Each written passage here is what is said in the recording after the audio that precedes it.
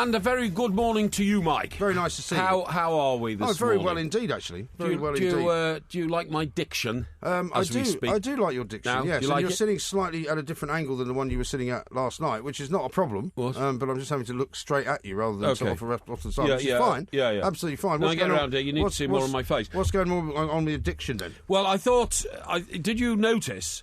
Before we came into the studio tonight, I was munching an apple. I did notice that, yeah. Yes, that's right, yeah. I thought you didn't like to eat much before the actual show. On the grounds of mastication and all that sort of thing. No, mastication and the composition of the solar plexus prior to broadcasting has always caused me a bit of a problem. Yes, you always prepare yourself impeccably for this show. Yes, absolutely. Obviously. However, I visited my orthodontist again today. Oh, did you? You know I'm having the inside of my mouth rebuilt. I saw that, yeah. And sorry, why not, indeed? Sorry, what's the problem? Yeah, well, it just sounds like a little bit more of a sort of project than you'd first No, I'm having the inside of my mouth. A few teeth done.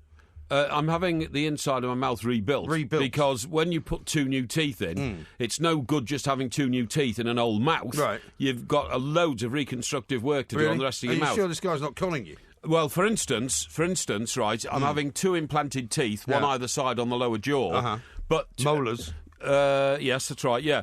But the tooth on the top jaw, because it's not had anything below it to stop it growing before, has now grown down. Oh, has it? So that has to be... kind of fang. Like a fang. Yeah. That's got to be replaced with a new crown. We're having that tooth taken out, having that replaced with a crown. Okay. The cost so far is £6,750. Well, that's very, very nice that you can afford such dentistry. But there is an awful lot more to be done. Yeah. Because once the new teeth go in, as I said, the other teeth around them are just not good enough to be there. It's just be a continual kind of knock-on effect, though. Every time he puts a new one in, he has to take another one out.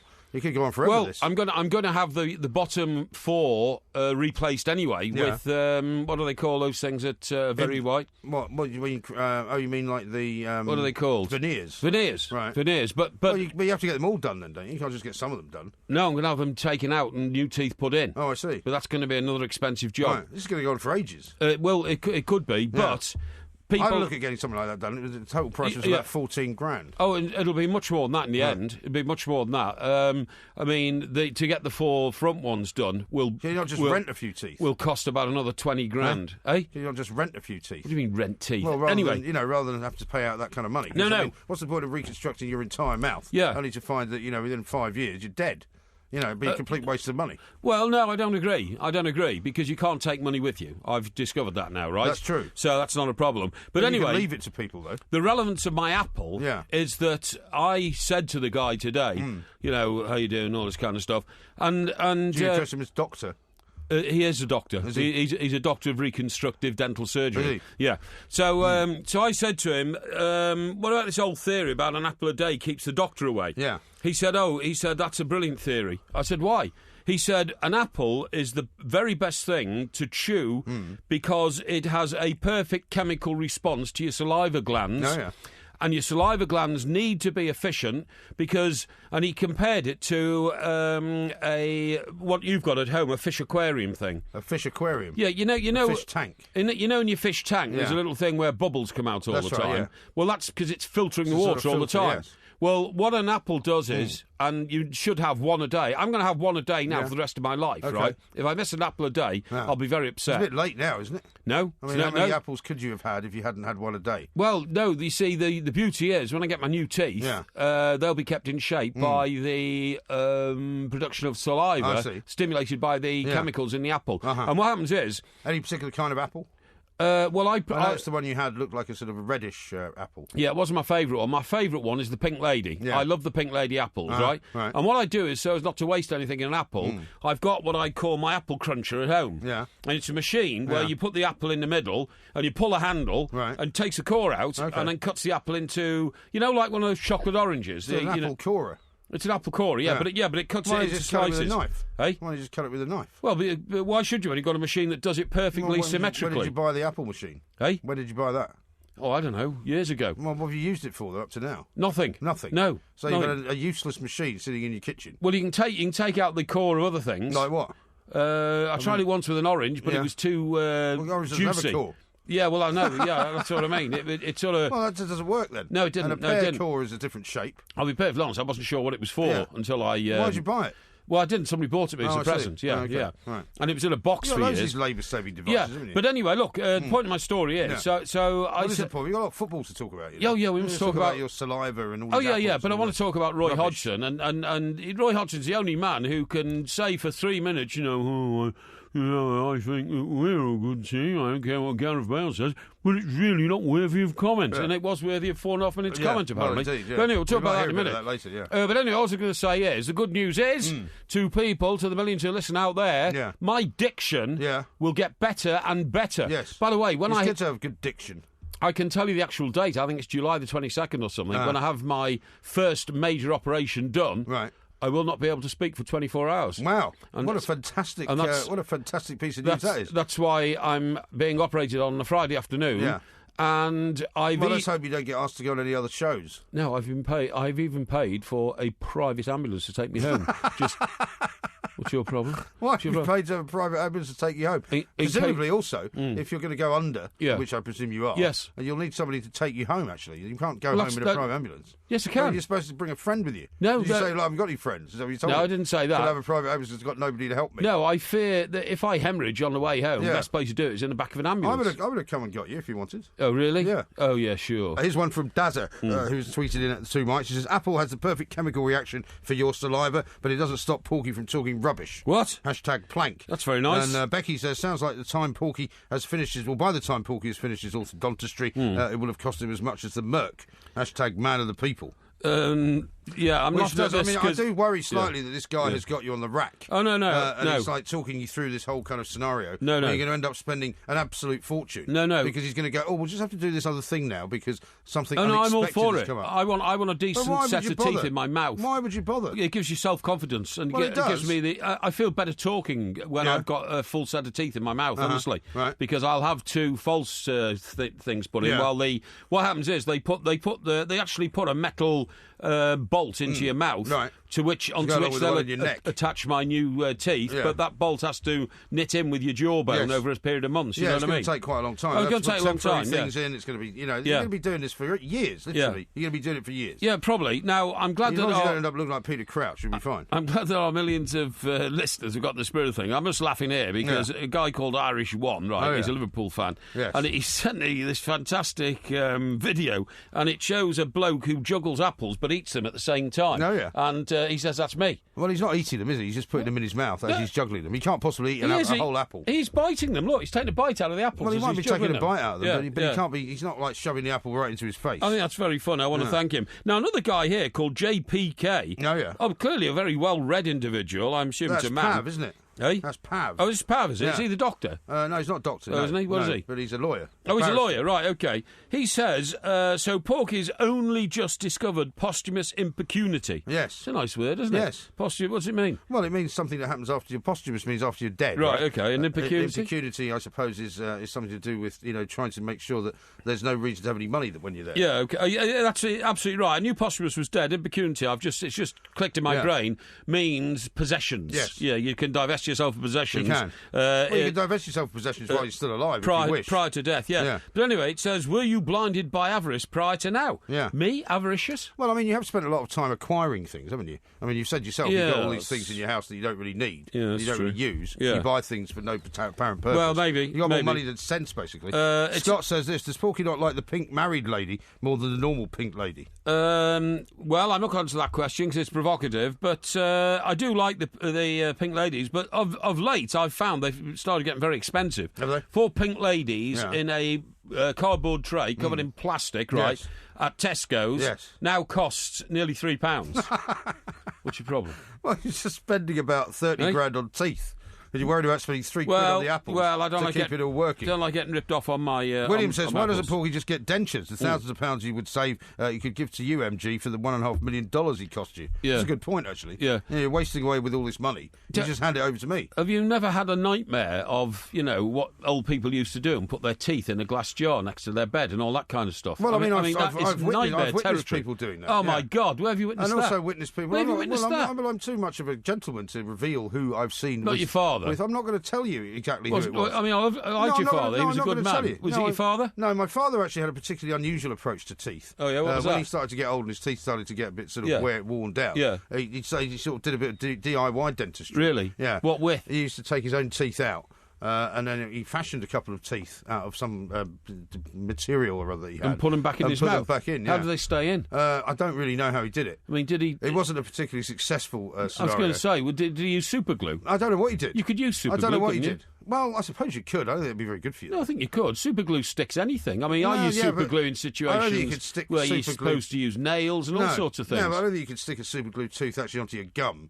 You'd have to hold it there for a start. No. Hours. What I mean is, if you did it properly and you crafted it properly, you could line the sides of the two teeth to it, and it was going into the gap. Yeah. You could put super glue on the sides, on the new tooth and the sides of the old teeth, and stick it in. It would stay there forever. Well, I don't know. You see, I think it would. I think there's quite a lot of strain put on teeth, particularly if you're chewing and you're eating and all of that. I think I'm not even sure super glue would hold it. I'm not willing to divulge who it was that I saw. Was your mother's teeth? No, I'm not telling you. You're still alive. No, I'm not telling you whose teeth it was. She's got a good set of teeth. Why do you need to know whose it was? Well, I just, I think you're making too much of a generalisation. Well, I'd like to know more specifically what this is about. Well, it doesn't matter who I'm talking about. We are talking teeth, man, so, we need some specific examples. Let's say I've seen older people first thing in the morning without their teeth in. Yes. Which is kind of... Have you ever had any teeth knocked out? I never have, actually, no. No, I've seen teeth being knocked out in a football match. Yeah. And in a particularly unpleasant... what, with a fist? Or just with an accident? An elbow, actually. An elbow, but accidentally. Yeah. But in a particularly unpleasant incident once in a nightclub, in my youth, I saw people emerge from a quite brutal encounter in the men's lavatory. Yeah. And one bloke had broken teeth in the front and was bleeding. Yeah. But the other guy, because he was like a skinhead, they had skinheads in those days, or suede heads or something. Thuggish. Yeah, he had two teeth sticking out of his head. Really? Yeah, that's what the remains of the other man's teeth. How did that happen? He headbutted it or something? Well, I don't know. I mean, he smashed it. I think on a headbutt him, and he I was at a boxing match once, and some teeth came sort of flying towards me. Horrendous, Roberto Duran had lost his gumshoe. And he was fighting on the undercard of Barry McGuigan somewhere in Vegas. You don't know that. And suddenly there was this sort of horrible kind of cloud of blood and gore and whatever. Yes. And accompanied by a couple of teeth that just kind of landed on the table. Not nice, eh? No, not nice at all. Not nice. Horrendous. I mean, you talked to me about getting my teeth done, but haven't you seen people like Bill Wyman? Yeah. Or maybe even Keith Richards? Yeah. Who 1 minute have the teeth that represent 50 years of smoking, taking drugs, not paying attention to your teeth. Like pillars of stone. Pillars of stone, and have turned all brown and all that. And then suddenly a few months later, they have gleaming sets of white gnashers. Right. I mean, that's what I'm going to do. Yeah. It's brilliant. It's that's what I want to do. Well, that is now what's happening. There was a time when, for example, when I first went to America, one of the things that people said was, "Oh yeah, you got English teeth." Yes, because people do have, because horrible teeth. Traditionally in this country, you didn't get, because Americans' teeth are always much better than ours. Yes, exactly, right? they are. And now suddenly this country has started catching up. Yes, so people having very, very white, shimmering teeth, and veneers and all of that. Exactly. I remember once that somebody here at Talk Sport actually got them done. Yeah, I do. Came in one morning. I do. And he kind of was like almost blinded. Yeah, I know. Because one of the things you've got to do, presumably, is make sure that they don't look that different from what you had before. Yeah, but you see, that is a false premise. My orthodontist told me. Presumably, he would not recommend the super glue scenario. Well, I haven't asked him about it, really. No, that's for poor people. He doesn't deal with poor people, to be honest. Should try at home. But anyway, the point is... Well, no, he doesn't need to, because he's got idiots like you walking in. He's just willing to spend millions. Well, I'm not an idiot. I decided that's what I want to spend money on. Now, what I was going to say is, if you have one of these compounds which you rub on your teeth and they suddenly go white, it's rotting your teeth. Yeah. It literally is taking all the, what's the thing on your teeth? Well, the enamel. The enamel. It's taking the enamel off your teeth. What compound are you talking about? Well, people have these compounds. For instance, my sister's friend went on the internet and ordered a packet of things from America, which were strips that you put on your teeth. Yeah, you talked about these when we do H&J, Yeah, but they just take the enamel off your teeth. That's the other thing. A lot of people go over to places like Bulgaria and Romania to have it done there. Yeah. You get it done slightly cheaper. Yeah. Now listen, this is very important. I've got to tell you next. What's that? Do you accept that one of my bolder predictions was that man will one day run the 100 metres in 1 second? I do remember that, yeah. Right. Slightly before my time, but it's always something that people constantly remind me of. And what I meant by that... I also remember one of your predictions was that Albania shouldn't be in the tournament here at France Euro 2016. Well, they got beaten 2-0 by France. They did in the end, but they put up a pretty good fight, and they were really, until about the 90th minute, they were looking at 0-0. I don't care. They were looking at 0-0. This is how teams win tournaments, by putting the pressure on right to the end, and France are now the first team to qualify on home soil, so they're looking very good. Yes. Now, what I was going to say to you was... Go on. My theory about 100 metres in 1 second is based on science, and that is that every time there is a new Olympic Games or Commonwealth Games or World Championships, somebody comes out with a new world record. Yes. So if the times are going down all the time, eventually, probably hundreds of years from now, a man will run the 100 metres in 1 second because he'll be 7 foot 6 inches tall and so fit that it will be literally. So what's new? 3 paces. Well, what's new? What's new is that believe it. Time, by the way. Yeah, don't worry about that. What's new is that, believe it or not, a group of scientists have got together and now formally disagree with me. Do they? Well, they've always disagreed with you. Yeah. Because you've been talking rubbish. Yeah. Through 4 decades of isotonic drinks, early morning sprints and endless bottles of urine, sports scientists have propped up the world's leading athletes and driven them to ever higher summits of achievement. Yeah. So this is going along my plan, okay? Yeah. But not for much longer, according to an Olympic athlete turned academic. Greg White, Professor of Sport and Exercise Science at Liverpool John Moores University. Oh, yeah. Do you know why it's called John Moores University? Presumably because they put a load of money into it. Well, John Moores did, and who was John Moores? John Moores was the guy that owned Everton, wasn't the he? Founding father of the Merseyside Millionaires, Everton Football Club, absolutely right. But that was that different guy from the Pools Moores, wasn't it? No, that's him. It was the same guy? No, that's him, Littlewoods. They created Littlewoods. Right. Yeah, anyway, John Moores University believes that humans are scraping the ceiling of their capabilities across track and field. Yeah. The seemingly inexorable march of new world records... Inexorable, that's it, yeah. March of new world records may be coming to a halt. Milestones such as the 2-hour men's marathon may elude runners forever as they hit the outer limits of their abilities. Yeah. And Professor White said all this at the Times Cheltenham Science Festival. You weren't invited to that, strangely. No, I wasn't, actually. Yeah. Which I presume is sponsored by the Times newspaper. I would imagine so, yeah. And he says, in track and field terms, you've only got to look at Sebco's 800 metres record that lasted for over 2 decades. Yeah.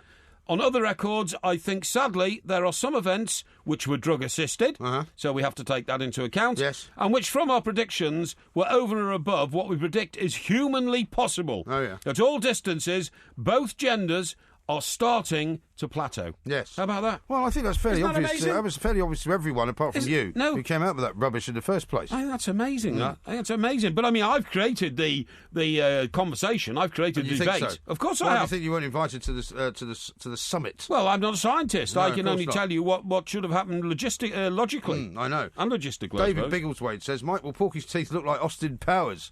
Yeah, baby. How about this one from William, who says, on this day in 1961, Rudolf Nureyev defected to the West. Really? Wasn't Porky one of the last people to see him alive? Don't get him started, William, for heaven's sake. No, I wasn't the last person to see him alive.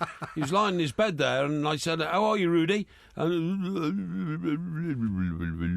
it didn't make a lot of sense. No, but I mean, he did have like. It was one of your final interviews, or one of his final interviews, rather than it one was of his yours. final interview. Yeah. He died that night, and he was one of the first victims of AIDS actually, before most people knew what it was all about. You know, but that's another story. Absolutely right. Now, Paul says when Porky can't speak for 24 hours, maybe he should pen some more amazing poetry for his adoring public. Oh, that's a man good of idea. the people. Yeah, I've had a very good response to that, by the way. I want to thank everybody indeed for responding to, because you, not me, you happily took a picture of my poem and put it out. Yes. And people have blown it up and read it and come back with tears in their eyes saying, what a sensitive soul I am. Let me ask you a question, because a lot of people have asked me this question on Twitter. Yes. You know, did you nick the poem? Which I said absolutely not. No. Of course not.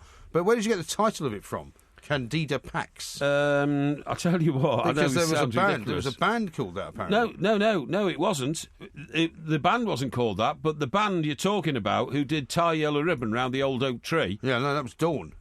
Yeah. Their second record was called Candida. Was it? Candida. Oh, yeah, we can make it together. We can make it together. Well, what about Pax? The further from here, girl, the better. Right. Because the world is nice and free. Yeah, but there was actually a band called Candida Pax, though. Oh, was that? I didn't know that. I did not know that. Somebody sent Candida me a piece was on the record, YouTube. right? And I always thought Shirley looked like the girl in the video that went with it, okay? Right. And the Pax thing means peace, doesn't it? Pax does mean peace in Latin, yeah. So I think this was I think we must have sort of broken up at the time, you see what I mean? Right. And I think this was that was my equivalent of Let It Be. Yeah. Because Paul McCartney wrote Let It Be to... Sorry, what's the problem? Only you would acquaint yourself with Paul McCartney. Yeah, exactly, yeah. It's not that good.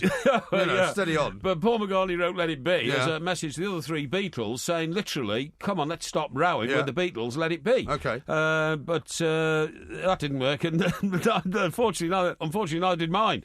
Now then, have we got some birthday tributes? I have actually, yeah. But first of all, here's from Roy. He says, "Is Porky the Grim Reaper in disguise?" Which is not bad. Here's one from Joe, who says, "Please remind old pros like Warren Barton that when England had real men in their team, they won bugger all too." Which is a bit harsh. They came a bit closer than Roy Hodgson did. Yes. And David says Hodgson takes 5 strikers as defence weak. He plays 1 striker taking corners equals no strikers. Russia scores. He turns to weak defence. Yeah, I know. Well, indeed. Now, here's a couple of birthday wishes for you. One from Richard. Porky, my mother Rita in Nigeria turned 60. Can you wish her happy birthday in Martin O'Neill's voice? What's her name? Her name is Rita. I want to tell you, Rita, happy birthday, my dear. And can I say this? Lovely Rita, Rita maid, where would I be without you? It's Meter maid, isn't it? Yeah. Yeah, you said Rita maid. I know, but her name's Rita, so I changed the words. Nicholas says this, hi to Mikes, please get Porky to shout out to my boyfriend for his 40th birthday on tonight's show, Luke from Exeter.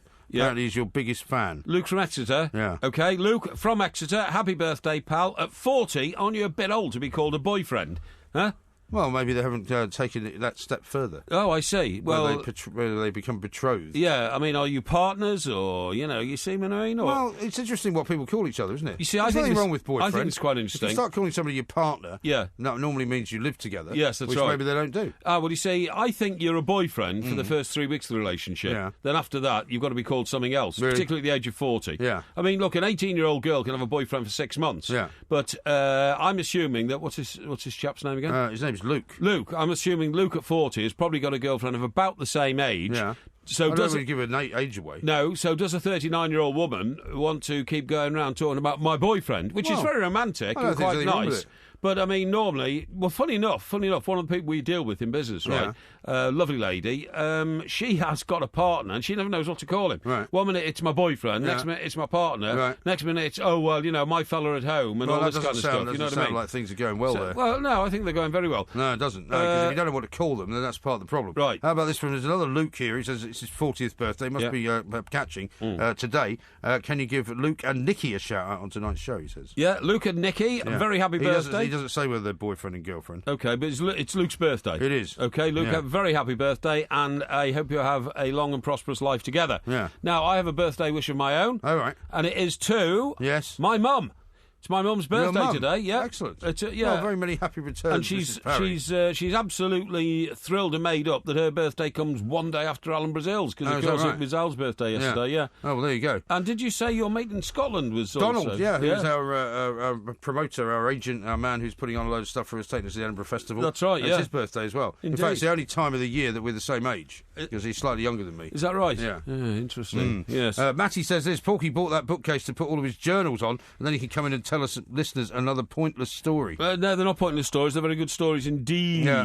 Here's one from Dazza, who says, Gordon Strachan said today, if you can't get through a match without having a drink for 24 hours, there's something wrong with you. I don't know if he's talking about the players or the fans. I don't know who's talking about there. I presume he's talking about the fans. I thought it was interesting when Warren came on, Warren Barton, lovely fella, and, been with me for 10 years, and he said, of course he went on the plane to Singapore 15 hours, of course it wasn't 15 hours of drinking. No, they stopped after 14 hours when the hostesses said, put your tables up, please, and put your seats forward. We're coming into Singapore. Absolutely right. Yeah. Now, Mark says the old lady down my road owns 3 of those Citroens, still going strong, I guess, but very clunky looking. Yeah. Why?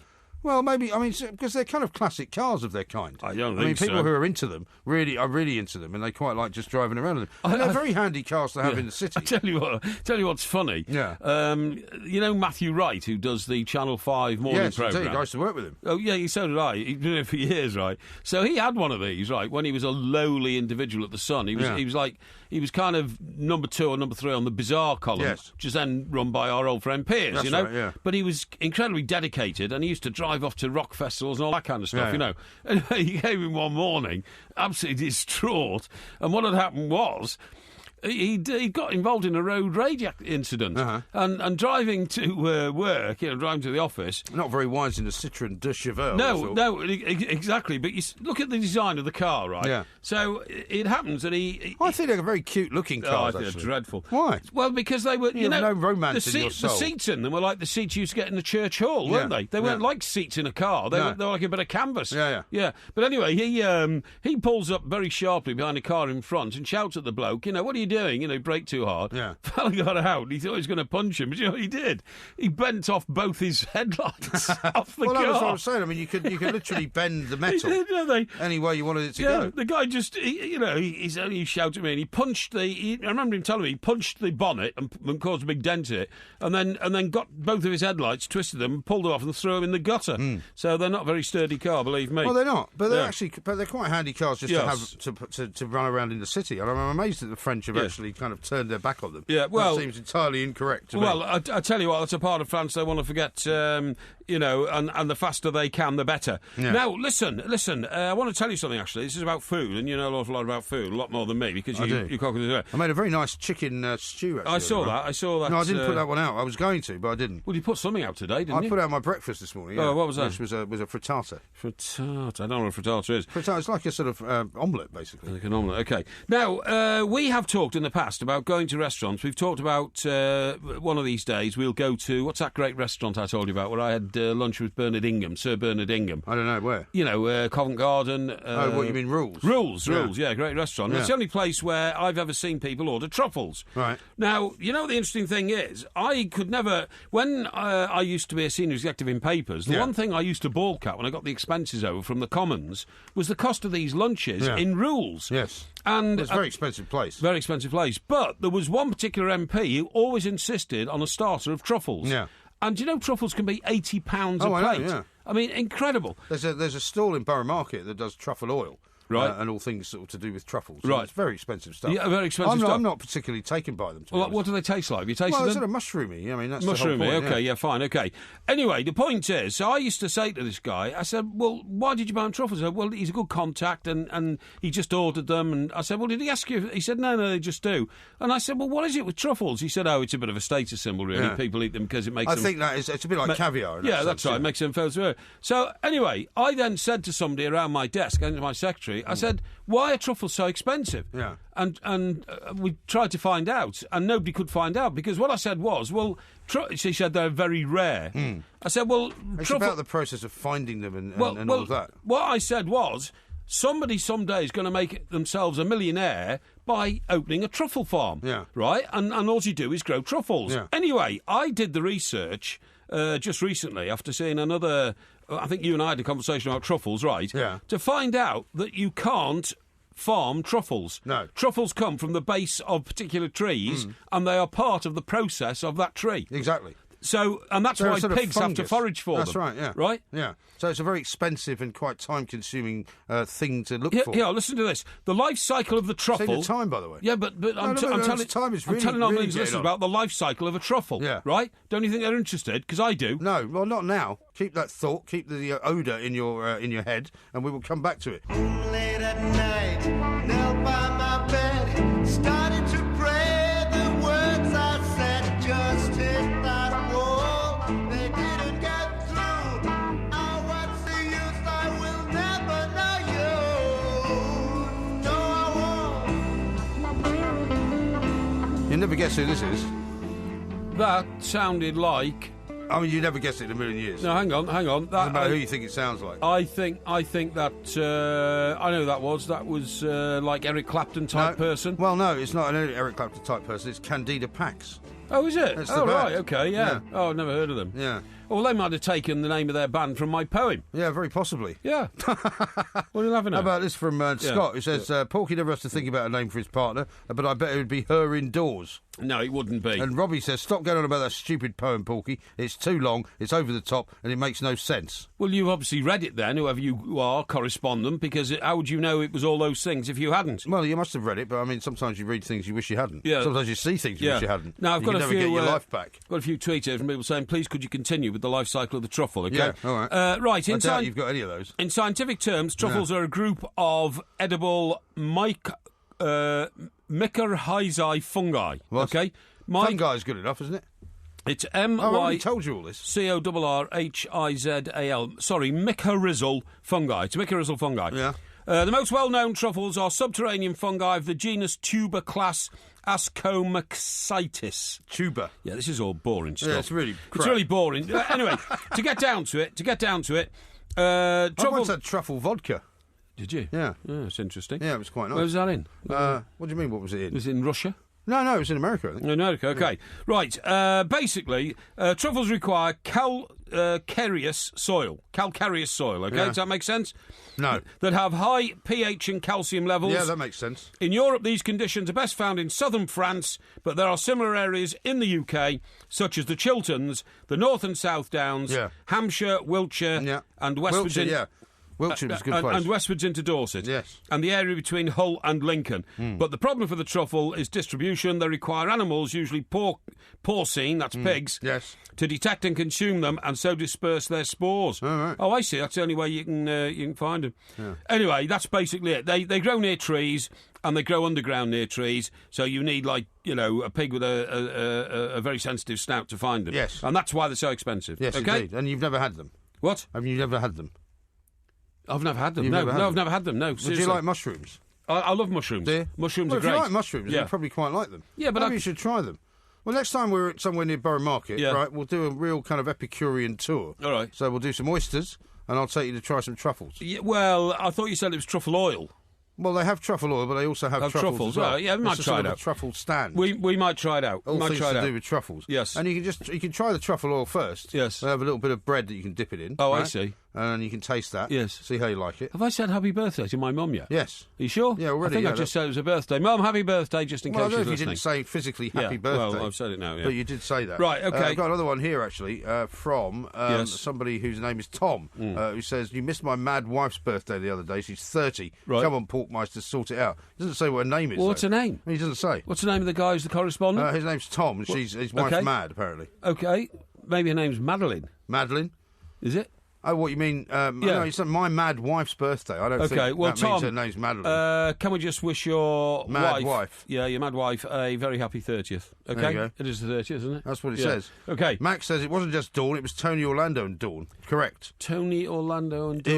It was Tony Orlando and Dawn. Yeah, he had a moustache. Yeah, that's right. He wore a lot of flares. Yeah, now he did. He was a bit of a sex symbol, according to Mac. Yeah, that's right. Yeah, first of all, they did tie a ribbon around the old oak tree. Tie a liver around. Tie a yellow ribbon around the oak.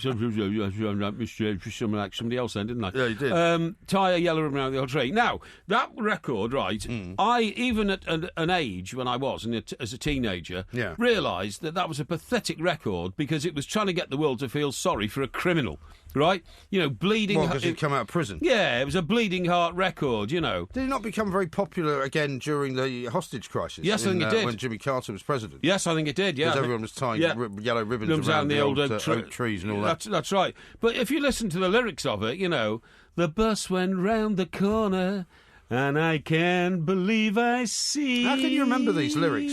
How can you remember them? 1,000 yellow ribbons round the old I think I actually did have the single. I think everybody did. Yeah, but what I'm saying is, the reason why his girlfriend left him was this man was a filthy criminal. Was he? He'd gone around... What was he in for? I don't know, horse rustling or something like that, because he came from some, rural country. Horse rustling, yeah. He came from some... I don't remember that in the song. Well, he came from some sort of rural community, didn't he? Because you only get oak trees in rural communities. No, you don't. You only get... Yes, you do. I've got an oak tree in my garden. Yeah, all right. Well, I mean, that used to be a rural community. It's called... what's it called now? Well, it's in Sussex. Sussex, I mean, it's not a rural community. I mean, oak trees grow all over the place. Well... There's oak trees in London. The greatest oak in history is in Greenwich Park. Yes, I know, but Greenwich Park in itself is rural, isn't it? No, it's not. Of course it is. It's in the middle of the city of London. Anyway, don't argue. The point of is, course I'm going to argue with you. I never felt any sympathy whatsoever for the subject of that song because he was a common criminal, right. And a scumbag. Yeah. But of course, all of your criminal acts of the past would not count you as a common criminal. I've never committed a criminal act. Yes, you have. No, I haven't. Yes, you have. You've admitted to several. Name well, you've admitted to doing the diesel business when you were running the dodgy petrol place. That was a bit of a creative accounting. You've talked about exchanging the lemonade bottles or the whatever Corona lemonade you used to deliver with other people in other shops. That was a commercial process. You've talked about offloading newspapers when you were a paper boy, which was also a criminal activity. You sold a car in a criminal manner. Anyway. What do you mean anyway? I haven't finished yet. No, of course you have. What we were going to talk... The audience don't know about all that. Yeah. Now, what we were going to talk about was... so Tony Orlando and Dawn, right, then brought out a second record called Candida. Yeah. But then they brought out a third one. Do you not remember it? Roy asked me if that's a yeast infection. I don't think it is. I think he's got that wrong. Candida. No, it's not. No. Now, do you remember the third record?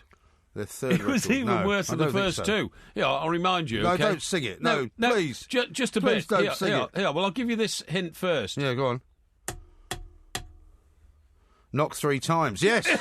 Yes. I do remember it. You got it. I do remember it. Knock 3 times on the pipe if you want. On the ceiling if you want me. Yeah.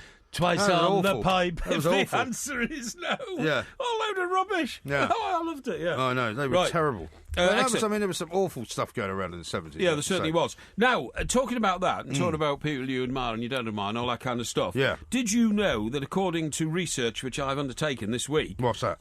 Your IQ that you have for all your life is forged in the first 15 minutes of your life. Did you know that? Did you know that? Really? That's not bad news for you then, isn't it? Sorry? Yes, it's bad news for you. It's bad news for anybody who's thick, because I'm afraid you can't change it after that. It's bad news for you, because you had to be taken back to the hospital, did you not, to have that large ball of fat removed from your stomach? Yeah. So that must have been traumatic for you. It was very traumatic, yes. Now, according to educational psychologists in California, they've established the G factor, which is a level of general IQ that is fixed at birth. Oh, yeah. Nothing that happens in your life after that, whether it be a good family, whether it be a good education, whether you work hard, will ever raise that IQ, that quotient factor. Well, I don't think your intelligence level, is never going to change. I would agree with that. You can learn an awful lot of things. You can garner information. You can study and become an expert on something. But your actual level of intelligence, I've always believed you're either born with or you're not. Yeah, that's absolutely right. And the other thing is that at the age of 17, according to this report, which is very extensive, you stop taking in any influences in your life that shape the rest of your life. Yeah. So, for instance, to put it on a very basic level, most people don't like any music that they've listened to after the age of 17, and they stick with what they've listened to up to the age of 17. That, I would say, is not true. No, I would say it's true. Well, you remember all the music you listened to up to the age of 17. You don't know anything else that happened after that, but that doesn't mean that you don't hear music that you like. Hey? It doesn't mean you don't hear music that you like, does it? Well, the only... Do you never sit in the car and sometimes have the music on and go, oh, that's quite a nice song? Yes. And you've never heard it before? No, very rarely. Why? Very, very rarely. Why? Well, because, if I'm in the car and I'm listening to radio, so much radio, musical radio these days, including Virgin, our radio station, gives you retrospective music. It does. So I've heard most of the music. Oh, yeah, but it's since you were... when you were 17, that's ancient history. I mean, there's loads of music that you've listened to and liked since you were 17. The only group I've adopted since the age of 17 is Oasis. Yeah, I knew you could say that. Right? Well, it is. It is. So, you're about to listen to the Stone Roses, aren't you? You're going to buy their greatest hits. Yeah, I'm going to. So you should do that. Come and make eyes at me down at the old Bull and Bush. Come, have some port wine with me down at the old Bull and Bush. Hear the little German band. Just let me hold your hand, dear. We are, of course, the two mics, or at least I'd like to say we are the two mics, but temporarily we are the one mic. But thankfully, Mr. Parry's been on a little mission, which has been a great success. A couple of tweets for you before you get ready for a little note from Finn, Indeed. who is, of course, our youngest fan, who is a great fan of the family show that is the two mics, and there's an update that I want to give you as well. Here's one from Scott. He says, is the reason Porky hasn't had a negative balance because he used to nick the gas money before replacing it?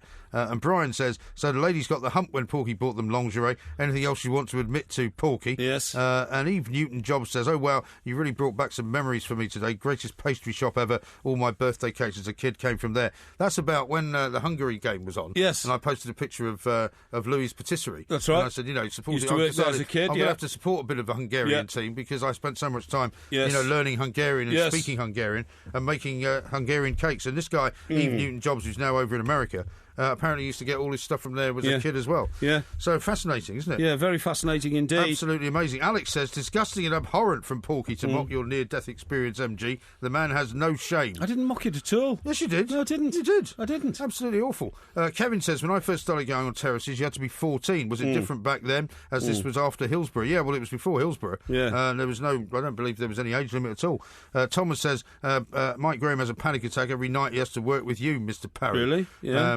I anyway, didn't see it. So, let me read you this from Finn. Finn, right. for those who don't know, is a young man that you met in the streets of Stockbroker Belt, Surrey, with his mother. That's right. Is that not correct? Yes, Some months ago. Indeed. And ever since then, he occasionally will send us a picture or a communication of some kind or other.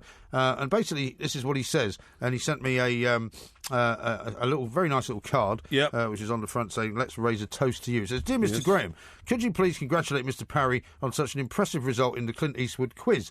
As my hero, I was very angry when he was accused of cheating. He always set such a good example for me, an honourable man. My end-of-year exams are approaching. Would Mr. Parry recommend that I loiter around the school photocopier to help with my revision? Or does he have any other tips, right? Yeah. And then he says, our household is now split into two camps. Right. Now, we should say that Finn, I think, is, about 12 or 11 or 12? Yeah, about 12, 13 maybe. Now, according to him, Mr. Graham's supporters include his dad, Richard, and his brother, Alistair, who's 19. Right. On the other hand, he says, on the other side of the aisle, as it were, Mr. Parry supporters are Finn himself and his mum, Sally. Well, I met his mum with him. Yeah, exactly. Yes. So they're very much in your camp. Indeed. And his dad and his brother very much in my camp. However, there may now be a swing vote, if you like, because having heard her family constantly talking about the two mics, says Finn, my grandmother, Dee, downloaded the podcast and now talks about nothing else. Oh. She is now a massive fan, even a possible first Mrs. Parry. Could you both give her a statement on why she should join your corner in the family two mics debates?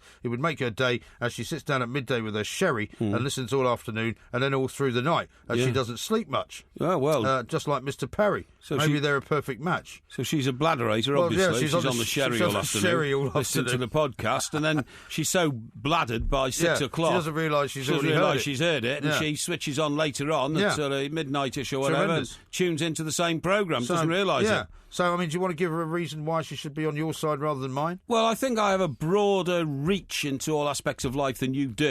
You can be a little bit more insular than me, but that's only because, insular? Yeah, I think joking? So. I think so. I'm not the guy that spends hours and hours and hours on my own inside my own little penthouse. No, well, I don't either. Really? I mean, I think you'll find that we're getting out and about quite a lot this week, Yeah, we are. And I've offered you opportunities to come and join me, but for some unknown reason, you're making all sorts of stupid excuses. I've also got to help my son with his revision as well, by the way. That's a good thing. Today I got his timetable of exams, and it's all kicking off next week. Yeah. He's got like 2 or 3 exams a day. Yeah. So I've got to keep helping him, even if it's over the phone. Excellent. I mentioned the 50s earlier. Somebody sent me information. They said in the 50s, people would have been listening to us on something called a Marconi phone 224 DAB versatile go anywhere portable radio. A DAB? Yeah, I know. In the 50s? Yeah, but it can't be the DAB. No, DAB in the modern terms is a shortwave radio, isn't it, which picks up digital. Right? Right. Well, there was no digital in the 50s. But certainly not. It was called a DAB, a 224 DAB. Really? Versatile gun. Do you remember it? With those plastic straps. I've got a picture on here, Mike, see?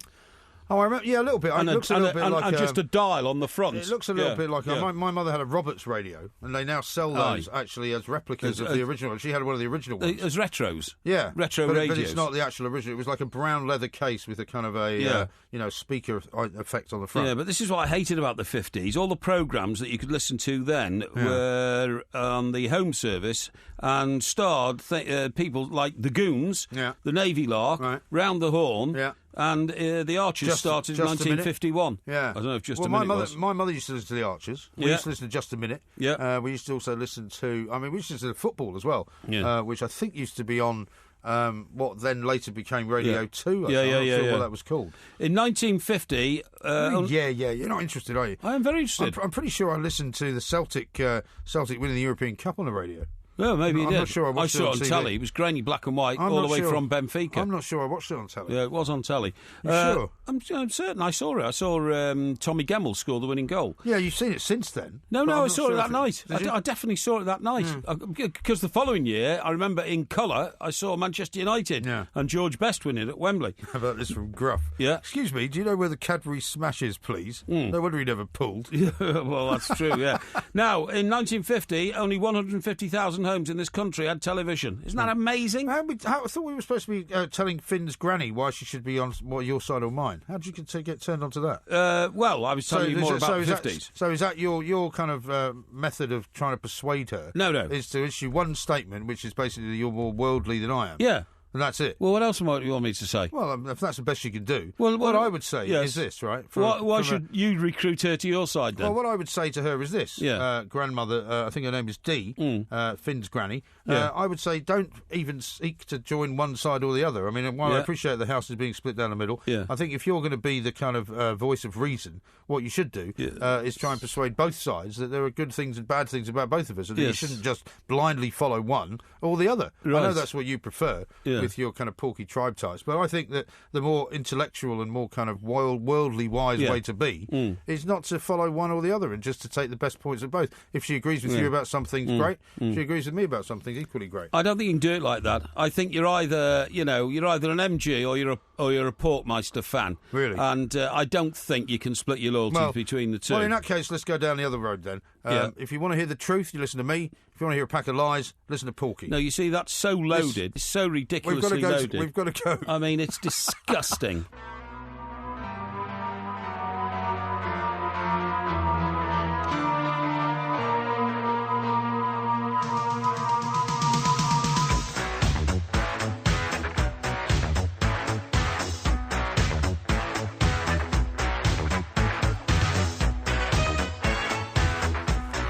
So I got a tweet here from Steve. He says, Porky's stuck in the studio. Who are you going to call? And he says, Gutbusters. Which is a bit harsh, isn't it? Gutbusters, quite like that. Richard says, stop shouting at each other, guys. No, I'm not shouting at all. Leave that to the show before. No, nobody's I don't think we're shouting at each other. Nobody's shouting. Now, somebody sent a picture of a Chrysler Alpine car. Oh, yeah. Yeah, I think it was. From the 70s. I think it A was. bit like a sort of, what in those days might have been called a fastback. Yeah, that's right, car. yeah. I think it was, honestly. Yeah, I think it was one of those. I knew somebody had one of those as well. Sorry? I knew somebody had one of those as well. Well, I mean, in those days, pretty horrendous looking cars. Oh, in those days, cars made in this country they were just useless. Yeah. Do you remember the Morris Marina? Yes. I mean, that used to fall to pieces. Yeah, it did, yeah. And there was the Austin Allegro as well, wasn't there? Well, the Austin Allegro, that was such a poor car that in order to get people to buy it, they thought they'd give it the gimmick of a square steering wheel. Do you remember? Did they really? Yeah, it had a square steering wheel. Because it was a bit like one of those things from like Stingray. That's right, yeah. It was half a steering wheel. Yeah, it was useless. And all the cars in those days were useless. They all rusted and they all fell to bits. Yeah, there you go. Chrysler Alpine. That's it. That was the one. That was the one, yeah, that was the one. The people that had them thought actually they were quite flash. Yeah, they did actually, yeah. Now, I've got some very, very exciting news to reveal to you, right? What's that? Now, I can't reveal to you how this came about. Right. But what I can say to you is that you are going to be absolutely gobsmacked, more gobsmacked than you've ever been by what I'm about to produce. Produce? What I'm about to produce. Yeah, what are you going to produce? In front of you, right? Yeah. Now, I'm going to read you the top line of a poem. Oh, yes. Okay? Yes. The top line of the poem says, and I want you to tell me whether you can recognise it. Yes. On a lazy afternoon, throughout which the sun shimmered from the surface of the well-baked world far, far away, a resplendent, warming glow comforted a near-naked body. Oh, yeah? Does that ring any bells? Not really, no. Really? No. Well, it should do. Why? Because you wrote it. What are you talking about? Ridiculous. I have in my hands... Who would write gobbledygook like that? I have in my hands, right, what can only be described as the Michaelmas 1972 edition... It's Michaelmas, actually. ...of the King's School Chester yearbook. Blimey, no, that's the King's School magazine. Yeah. Oh, good God. Now, this was delivered to me in very, very... splendid condition, pristine condition. Very pristine condition. Yes. And inside, it says that there are contributions from various members of the school. Oh, yes. Okay. Yes. And this is the poetry section, obviously. Oh, yes. And this poem is called Candida Pax. Oh. And at the bottom, it says M.A. Parry, Upper Sixth Arts. Oh, well, there you go, you see. So you shouldn't say up his own arts. No. Hey? Oh, Upper Sixth Arts. That's brilliant, isn't it? But, I mean, interesting that you should be making sort of references to naked women. Yeah. Shall I start again? Yeah, on a lazy afternoon throughout which the sun shimmered from the surface of the well-baked world, I know it's not half-baked world, far, far away, a resplendent warming glow comforted a near-naked body, bringing back the desire to be conceived but never born. An intermittent breeze sent occasional impulses up my spine and disappeared way beyond, where motionless bliss settled serenely on the hazy innocence of the day. That's pretty good. It goes on and on. Go on. Are you sure you weren't on the old magic mushrooms when you wrote this rubbish? No, well, I could have been. And it says, subside gradually the heavy tedium of tiredness subsided to slumber, and the partial shadows cast on the eyelids became a pale contrast to the depth of colour beneath them, through which the effervescence of a dormant brain found no exit. That's pretty good, that, isn't it? It's like sort of Aldous Huxley-esque. I think it's brilliant. Is there any more? There's loads of it, yeah. Yeah, go on. A girl unreal in her elegance floated through the mists of time. Long, long ago, brown straggling hair cascaded over her shoulders, lean and splendid, pertaining to a would-be Grecian goddess. She flailed her hands around her, helpless in an awe of beauty. A wandering mercenary, ugly in countenance, sought her favour through charm and riches. This is obviously you. No, that was Trudy and me. That was written about my girlfriend Trudy at the time. As guide to the promised land, they wandered together for 13 weeks, going nowhere, seeking no one, until she tired, and in a brief but deadly flurry of confusion, she cast herself to hell, only to awake in the blistering reality of heaven. Well, there you go. That's pretty good, isn't it? Eh? It's not bad, I have to say. Yeah. And now, finally, the final sort of verse is this. And now, as hindsight makes sense, the pain and the anguish are rekindled, yet time is no circle. I see a pawn on the board and a platform on which the hanger can hold. When a foothold is found, the platform is gone, but life must go on. Well, there you go.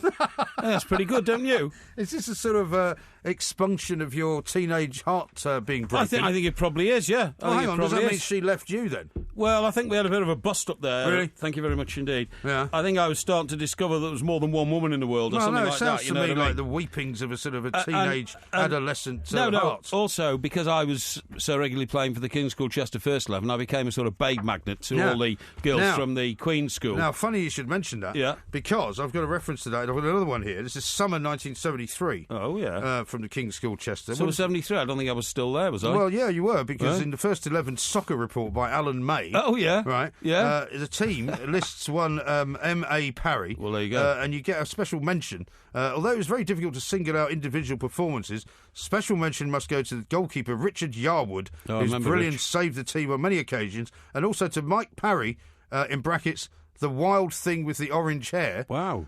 Who was the only ever present this season. Thank you. There you go. You see? See? Didn't I tell you?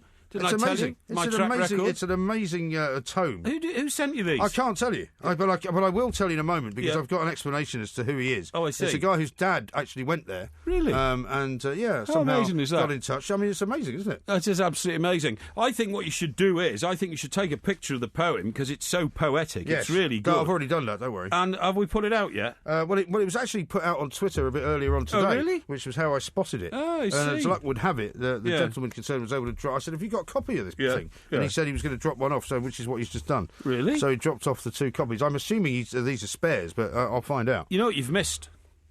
Missed the picture of the first 11. No. Well, no, we've already seen a picture of the first 11 because there was a picture of that. We've had a picture of that on our show once before. Oh, have we? Yeah. Well, I think you better take a picture and put another one in. Yeah. This is all quite amazing stuff.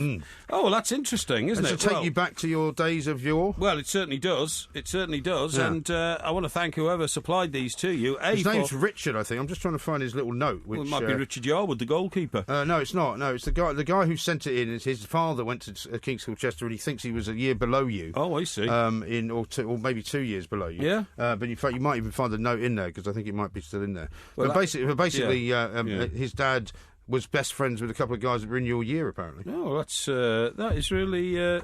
Really kind and brings a lot back, so thank you very much indeed. And also, aren't these in really good shape, these magazines, from all those years ago? Now, Doug in Aberdeen says, typical Porky started off saying the poem was total drivel. Yeah. Once he found it was by him, he couldn't lavish enough praise on it. Yeah, well, these sort of things happen, don't they? Yes. Anyway, that's... Anyway, give it all back to me, because I want to make sure that I can try and find the note that he sent in, because I want to read you the names of the guys that you might know. And are you going to return well, I will if he wants me to, but I'm not sure that that's required, because it may be that he's got more than one copy. Okay. But because they look in very pristine condition. Excellent. Yeah, well done. Do they not? No, they do indeed. Yeah, that was very good indeed. Yeah. That's quite knocked me for six. Has it? Well, it come. I mean, here we are. Here's the letter. Now the letter says. Two of Porky's year mates, Mike Lindley and Stuart Hardcastle, were my dad's best mate. Oh, yeah. With Stuart being my godfather, so I'd be interested to know if he knew of them or indeed his dad. No, I don't remember this guy's name. His dad's name is Andrew Nichols. No, I don't remember him. He was at King's Colchester, a couple of years below you, apparently. Oh, OK. Well, I'm sure he's a very fine chap. And he apparently died, sadly, 3 years ago to, ironically, the same heart failing that you've got. Really? Yeah. Good God. Isn't that a coincidence? Well, he had dilated cardiomyopathy. Yeah, I think so. A poor chap. Yeah. Well, I'm very sorry to hear that. But very grateful to his son for taking so much time, care and trouble to send those in. He's given us a number as well, indeed. so we might get him on the show at some point. Well, I think we should at least respond and say, I'll certainly deliver a thank you note because that's very, very kind. And, isn't it? And does bring back an awful lot of memories. Yeah, thank you very much. It was very good. You see, you're not feeling quite so aggressive now, are you? No, I'm not aggressive anyway. I'm not aggressive at all. Sucked the aggression out of you. No, not at all, not at all. I mean, what that tells you really is that your past can always catch up with you. It can. Do you see what I mean? It's true. Because, as you quite rightly say, I didn't know I'd written that poem. No. But of course... But as I was reading it to you, though, did it come back to you? Well, sort it must of. have done. I think when it got to a girl unreal in her elegance floated through the mists of time. I've never forgotten that line, you see. Right. That must have been floating around in my head. That's all very interesting. Yeah, it is. Dee says Porky's poetry is psychedelia in words. It does sound a bit psychedelic. I mean, it's all a bit kind of, Well, I suppose I was... Strawberry Fields Forever, isn't it? Oh, yeah, I suppose I was massively influenced by, the fact that John Lennon and Paul McCartney were writing things like Lucy in the Sky with Diamonds and all that sort of stuff around about that time. Yeah. Summer of Love and all that. Now, I'll tell you what I want to tell you about, talking about Summer of Love, OK? Yeah.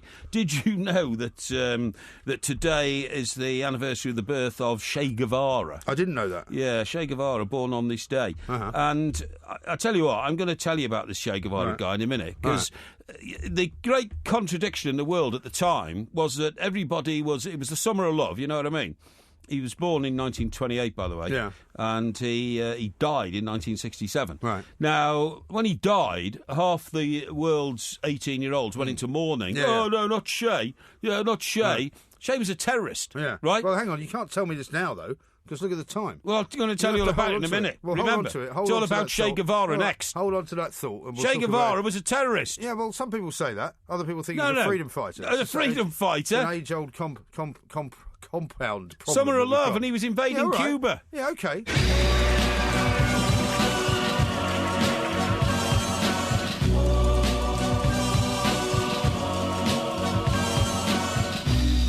That boy needs therapy. Psychosomatic. That boy needs therapy. Psychosomatic. That boy needs therapy. Lying down on the couch. We are, of course, the two mics. We've got lots going on. We're going to talk to a ghost hunter coming up a little bit later on in the show. Jose Concalves is going to join us as well. For Ghostbusters! Under 20. What? Ghostbusters! Why are you shouting Ghostbusters? Well, there's something wrong in your neighbourhood. Who are you going to call? Ghostbusters! Oh, okay, yeah. Well, I've sung that with the man who wrote it. Yeah, good. What was his name? His name was something like JB or something. He had 2 initials to start off with, right? JB. And he was a terrific guy. What was his name? Was he the guy that did When the Going Gets Tough, the Tough Get Going? No. You sure? Certainly. He only ever wrote one song, but it was brilliant. When there's something wrong in your neighbourhood, who are you going to call? Ghostbusters! Do you know his name? Do you think you can remember your name? Can you remember his name? I can't remember his name either. I'm trying for somebody to tell me his name, but somebody will in a minute. Don't worry. Isn't it part of that thing that they do for Ray Parlour? You know, the trailer to Ray Parlour. It was. Ray Parker Jr. Ray Parker Jr. Yeah. That's it. Got so it. he didn't have 2 initials at the front at all. Yeah, exactly. Yeah. Now, I've got this from somebody called Phil. Oh, yes. Now, I don't know whether this is correct. Ronald Koeman's managerial record, games 580, clubs 7, honours 0. Yeah. Is that right? What? That can't be right, can it? No, that's not right. I don't know what he's talking about. I don't know who that person is or what they're talking about, but I can assure them they're wrong. Oh, okay. Freddie says, does Planky Parry's debt to old MG include the lottery ticket winnings that Fatso also failed to share? I don't remember that one. What was that about? Don't you? Well, that's when I loaned you the tenner to buy a lottery ticket because you didn't have any cash on you. Oh, really? And then you won some money and you refused to give me any. Oh, well, I probably bought you a drink or something. I wouldn't worry about that too much. Yeah. Stephen says, what a dork that Porky Parry is. Sue him for the money he lost you. He's so smug. No, I'm not smug at all. You've imagined this ridiculous story about this $1 million part. I'm not going on about it anymore. I'm not going on about it anymore. Our listeners, our millions of listeners, are bored stiff. He says, could you show us how small this new studio is that you and Mike Parry are in by reaching out and smacking Porky in the mouth? Well, that's a bit harsh, I can actually reach you with my left arm, it's true. I would actually say this is very workable, this studio. I think so. I don't know why people are moaning about it. No, I think it's fine. I think it's modern, it's cosy. It's cosy, it's right up to, what do you call it, something of the thing technology. State-of-the-art technology. State-of-the-art, yes. It's clean and efficient, top spec, full of monitors, and I like it. I think it's good. Yeah, good. I think it's good. I don't know why people moan. People moan about anything sometimes, you know People what I mean? do moan a lot, yeah. James says, what is a duplex, please? I keep hearing this term. That is, in fact, a 2-storey dwelling. Yes. But that's what they call a 2-storey dwelling in Manhattan. Basically. Yes, that's right. I lived in a duplex once in Palmer's Green. Did you? Yeah, it's not quite exactly the same Manhattan. It's living in one in Manhattan. Yeah, not exactly Manhattan, but it was like a little house in the sky. It was great. Yes. It was on 2 floors at the top. It was a penthouse, actually. Yeah, but didn't you share it with 3 other people? No, not at all. No. I thought you lived in Palmer's Green with 3 other people. Funnily enough, that was the first time I lived there when I was working for the Birmingham Mail. When I returned in triumph 3 years later, having established myself as a top reporter on the Daily Express, I bought myself a place. I tell you, lived there, by the way, and this is how close footballers were to being normal people in those days. Yeah. In the apartment next to mine was Liam Brady, and he parked his car next to me. What sort of car did he have? It wasn't that much better than mine. Right. I had a Ford Cortina, which was a company car. And it was turquoise. It was a great colour. I loved that colour. Turquoise? Yeah, and plastic seats, though. It was the only problem. Yeah, it was the first time. It was a bit sticky in the summer. It was a bit sticky in the summer. And Monsieur Brady had a club-sponsored... I'm trying to remember what it was now. It was like an Alpine or something. Oh, Renault Alpine? Yeah, maybe? Like a sports car? No, it wasn't. It was a Hillman or something. It was some English brand, yeah. Oh, blimey. I can't remember now. A friend of mine had a Renault Alpine in the 80s. It was one of those very, very fast sports cars. Oh, right, okay. It was kind of the precursor to a sort of a supercar. Might have been that. But he had to give it back because he kept crashing it. Because it was so powerful. Yes. Every time he took it out for a run, it literally, the thing just ended up in a ditch. Yeah, it can be a problem. It can. Now, I don't know if you noticed this in the last few hours. It was reported on the news that Egypt Air Flight MS-804, which vanished over the Eastern Mediterranean on Thursday the 19th of May, which hasn't been seen really since, despite a couple of false alarms. Yeah. They think has now been located. And we're going to talk to Jeff Wise now, a man we've spoken to in the past. Indeed. A bit of an expert on lost planes. Jeff, a very good morning to you. Welcome to the show. Hey, thanks very much. Thanks for having me back. Yeah, absolutely Great to hear from you. you. We know you've done a book previously on the plane that wasn't there about MH370. We might come back to that in a moment. But does it look as if this might be the real thing that they found in the Mediterranean? Well, that's what we're hoping. But, this case, as you know, has been so plagued by bad information. Reports keep coming out and then either get withdrawn or just turn out not to be true. And, 2 weeks ago, we had reports that the French had detected these acoustic pings that the black boxes put out. And, of course, the black boxes are really the holy grail. Those are the devices that have the data in them that will tell us exactly what happened. So, anticipation was running hot. But then nothing. 2 weeks go by. If those pingers had really been active, it would have been a matter of hours before they should have found the things. So we're hearing there was reports just a couple of days ago saying that well, the Pinger's batteries are going to run out in a couple days. You may remember there was talk similar to this when MH370 first went missing. But, I think the black box pingers haven't been working at all because otherwise, like I said, they would have found it. So it looks like probably what happened is they were able to find the general area where this plane went. They assumed the plane went down, and then they started doing a seabed scan. Now, nobody said this, but that's what I'm assuming must have happened because otherwise it would have been easy. Well, what I'm looking at is a statement released late last night from our time, still obviously last night your time, as it were, from Egyptian investigators who say that one of the ships that they've been using, the John Lethbridge, has somehow found several main locations on the sea floor between Crete and the Egyptian coast. So that would kind of tally with what you're suggesting. Yeah, and so the implication is that they found some big chunks of wreckage, but not the black boxes. Right. This is great. They've sort of, because planes, when they crash, they tend to stay in a certain, the debris could float on the surface quite far, but the stuff that's heavy, the stuff that sinks, it's going to be in a fairly tight cluster. So if this is true, and unfortunately, if it was anyone but Egypt at this point, we have to put that caveat in there. Assuming this is true, they're going to be close. They must be close. Those black boxes have to be nearby.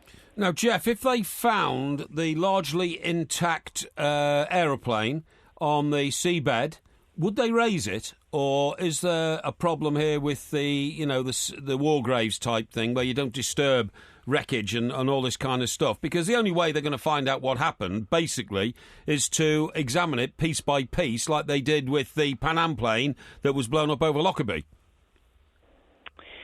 Yeah, they did a similar thing with the TW-800 that blew up over Long Island. It depends. They find the black boxes and it's pretty clear what happened. You remember Germanwings, right? They found the black boxes. It was. They didn't have to piece that plane back together. It was clear what happened. Yeah. Now, if they read everything they can off the black boxes and they still can't figure out what the heck happened, and they think that by trying to reconstruct a plane, now you get the feeling from the condition that the few pieces that they've found are in, this thing probably hit the water going pretty fast. Yeah. So there won't be a lot of it intact, you mean? No, the opposite. It's probably in shreds. That's what I mean. Yeah, absolutely. Yeah. And right. Yeah, and is the other problem multiple pieces? Go ahead. So, is the other problem the fact that, of course, there may still be a lot of bodies inside that plane, and therefore you've got the problem of how do you treat that? Does it become like sacred? I don't know, wreckage and that sort of stuff.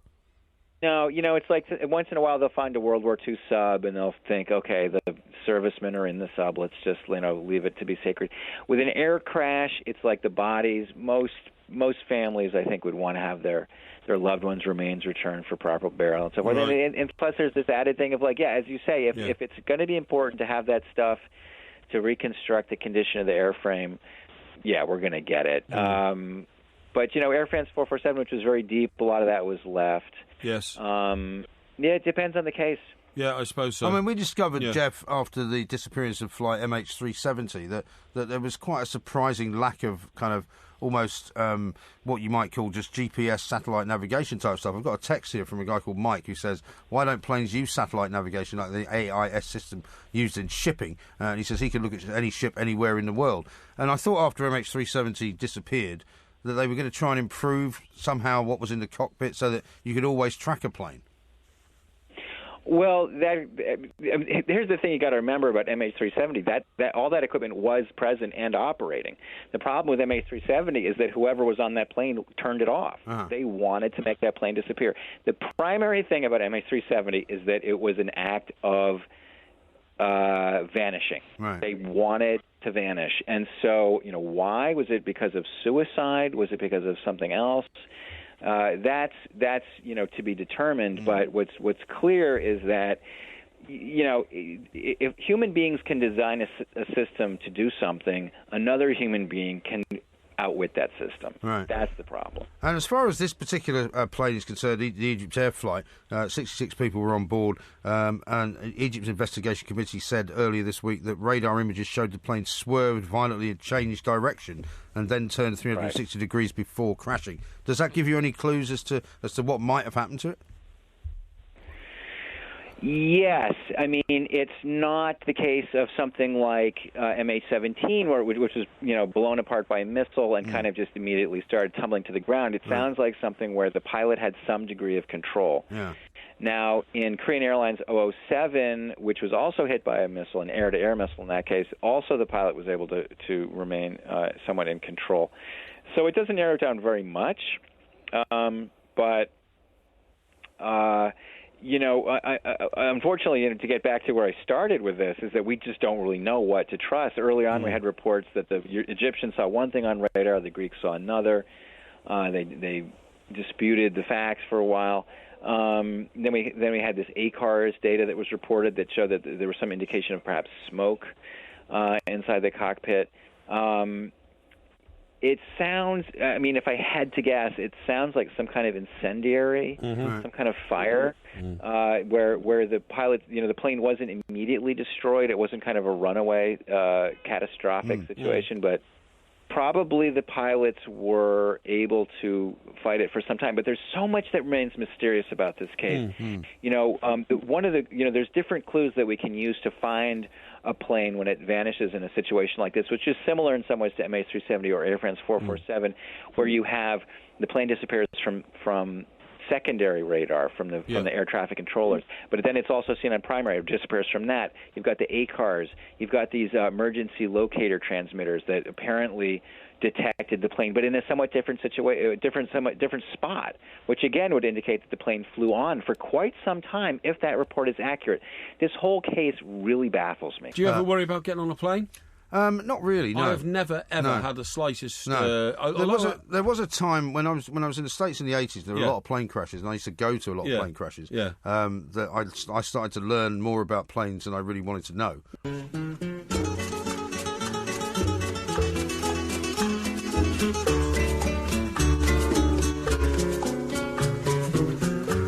Aprendimos a quererte desde la histórica altura donde el sol de tu bravura le puso cerco a la muerte. Aquí se queda la clara. It's enough to make you want to go and join the gorillas in the mountains, that, isn't it? What? It's a great piece of music. It's enough to make you want to go run away and join the gorillas in the mountains. Was that the Gypsy Kings? No, it wasn't. It was actually like a Cuban song from the 60s called Hasta Siempre, which was written actually for Che Guevara when he left Cuba. Right. So it means farewell, basically. And beautiful piece of music, isn't it? Really nicely selected by Ollie. Now, as ever, this is a quiz about Che Guevara. There are 10 questions, which have a right answer and several wrong answers. Right. It's not multiple choice. Right. If you get one correct, you will hear this sound. Patria o muerte. And, of course, if you get one wrong or incorrect, you will hear this sound. He was a doctor, and then he was a warrior. Doctor and warrior. Yeah, there you go. Okay. Now, are you ready for question number one? Yes. The famous Che Guevara image taken by Alberto Corda is often called the most famous photograph in the world. What is its title? Huh? What is its title? You know, it's like a picture has a title. Yeah. A photograph has a title. Yeah. You don't know, do you? Yes, I do. Well, I can tell. No, it's called... Yeah? Che. Che. No, incorrect. It is. It's known as Che. It is not. It is known as a guerrillero heroico. Which is the guerrilla hero. Yeah, basically. Heroic guerrilla. Yeah, heroic guerrilla. Yeah, well, I knew that, but basically it's known as Che. It is not known as Che. That's a 0 out of 1. Question number 2. Yeah. Che excelled as an athlete as a youngster. What position did he play in the Club Universitario de Buenos Aires rugby team? He had asthma. That's not a position in a rugby team.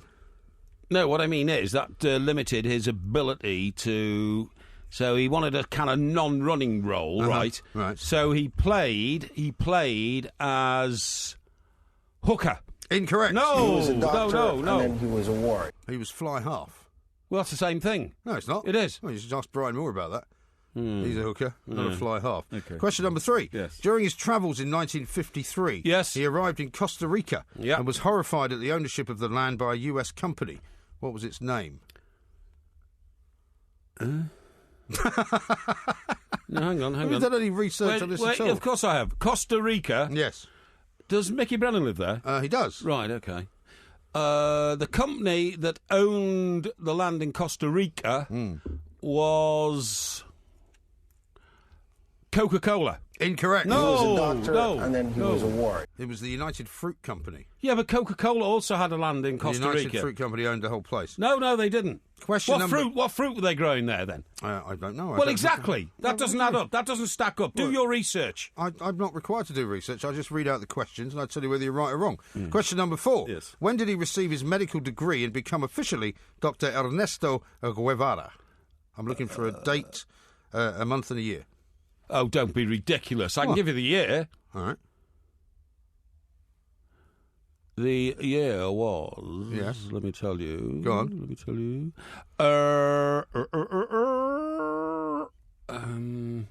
Hang on. It was... what's your problem? No, hang on. It was...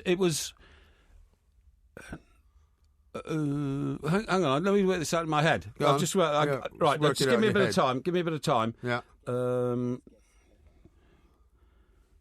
It was 1945. Incorrect. No, he was a doctor, and then he not was even a warrior. close. No, 1953 June.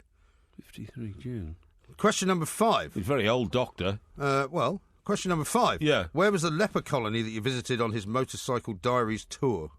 The leper colony? Yes, where was it? Well, he visited several. No, he didn't. He visited one leper colony, and I'm looking for a country, and if possible, a town. The leper colony was in... it was in... hang on, I know this one. No, you don't. I do. You don't know any of these. I do. It was in...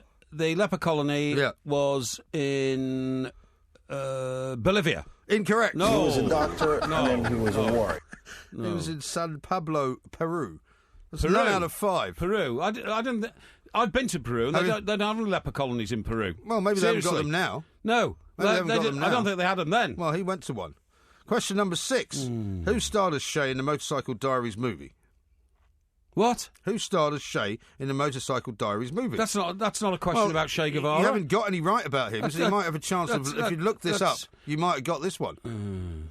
Motorcycle Diaries was a movie. So he's riding around in South America on a bike. Well, I mean, we talked about the movie the other night. I know. I tell you who I think it was. Yeah, go on. I know who I think it was because I think he fitted the bill. I reckon it was Dennis Hopper.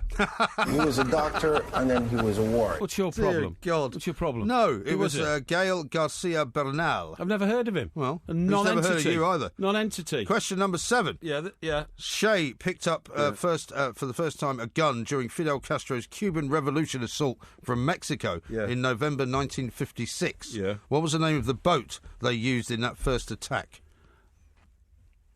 The boat? Yes. It was they attacked Cuba by boat. Attacked Cuba by boat. Yeah. It was a very successful attack. Some right, of them, I know the name of the boat. Were killed. Thinking aloud. Go on. It was called Grandma. Correct. Yay! Woo, well done. Woo. It was called The Grandma, but I'll give you that. Yeah. So that's 1 out of 7. Yeah, well done. Question number 8. Winning start. What alias did Che use when he visited the Congo in 1965? The Congo? Yeah. You told us how he visited the Congo. Yeah, I did. I told you he visited the Congo. He used an alias. An alias, yeah. He pretended to be to get into the country. Yeah. Because the officials, of course, knew were trying to keep him away from the insurgent gangs in the Congo who were trying to overthrow the revolutionaries. You mean? The revolutionaries who were trying to the freedom fighters who were trying to overthrow the corrupt government. Yes. So he went there as an oil executive. Yes. And what was his name? What? I asked you what the name was. No, you didn't ask me the name. You asked me what profession. No, I said what alias did Shay use when he visited the Congo in 1965? I said he pretended to be an oil executive. No, an alias is a name. Alias. Right. Okay. Like, alias Smith and Jones. Okay, I tell you what, he took the mickey out of the Congos by calling himself Cary Grant. He was a doctor, and then he was a warrior. No. He used a Ramon Benitez. Ramon Benitez? Yeah. As opposed to Rafa Benitez. You could have pretended to be him. Yeah. The Spanish waiter. Now, question number 9. Okay. What was Shay's nickname and why? Shay's nickname. Yeah. Let me think. No. Do you not even know his nickname? Hang Have on. you done anything at all about Che Guevara? Hang on. I thought you said you were a student of South American politics. Yeah, Shay's nickname. Yes. I think it was. I think it was the same as the name of the picture. I think it was. What was it? No, his nickname. I can't give you the picture again. Surely we can remember that. No, hang on. Just remember the picture. No. Remember what I said about the picture. No, wait a minute. Right. Do you want me to give you a hint? Yes. Well, the picture began with a G. Yeah. Gorilla, but I'm thinking aloud, yeah. And it was Guerrilla Hero. I know that, the picture, right. Yeah. But I don't think that was his nickname. It was too long. He had one little word for his nickname, didn't he? I can't tell you. Yeah, he did, yeah. How many words or anything. I just, that would be incorrect. I think because of that picture, I think, in fact, I'm certain he was known as El Beret. He was a doctor, and then he was a warrior. Incorrect. What's your problem? He was not known as El Beret at all. Absolute rubbish. He was because of the beret. No, he was known as El Chancho, which translates as the pig. Well, I'm surprised you didn't know that one. They call him a pig, apparently, Yeah. because of the fact that he suffered from, as you quite rightly said, asthma. Yeah. He didn't like bathing as a child because he got very cold. Yeah. And so he was known for not washing very often or changing his shirt. Yeah, so he smelled very bad. Very nice so he was image, known is as it? El Chancho. Right, so that is now 1 out of 9. Yeah, it's I not predicted good. 2 out of 10. So if you can get the last one right as a student of Che Guevara, you will get 2 out of 10. Okay. Question number 10. Yes. Can you complete this quote from Che Guevara? Right. And it goes like this. Let me say, at the risk of seeming ridiculous, that the true revolutionary is guided by... And then you have to complete the quote. What is the true revolutionary guided by? Is guided by the will of the individuality of man. Incorrect. He was a doctor, and then he was a warrior. No, he definitely said that. I've read it in his This is speeches. one of the worst ever. No, he didn't. The correct quote is, let me say at the risk of seeming ridiculous that the true revolutionary is guided by great feelings of love. Great feelings of love. Yeah. Yeah, well, he did a bit of loving himself. He did. See, I thought you were going to ask me real questions. How many wives did he have? 2. How many children did he have? 5. Where was he born? In Rosario, Argentina. Where was he killed? In La Guaira, in Bolivia. Why don't you ask me any of those questions about Che Guevara? I don't set the questions. I just read them out. 1 out of 10, one of the worst performances in any Porky quiz. Well, they were the worst set of questions I've ever had. Absolutely horrendous. You see, the questions get more and more bizarre and ridiculous because you know that I was on the comeback trail. 7 out of 10 for Clint Eastwood, and then all of a sudden the questions become ridiculous. Yeah. And all I nonsensical. Can say to you is hasta siempre. Yeah. El Chancha. Yeah. All I can say to you is cochon. That's French. No, Schweinhund. That's German. Cheerio. Farewell. Tu mano gloriosa y fuerte sobre la historia dispara cuando todo Santa Clara.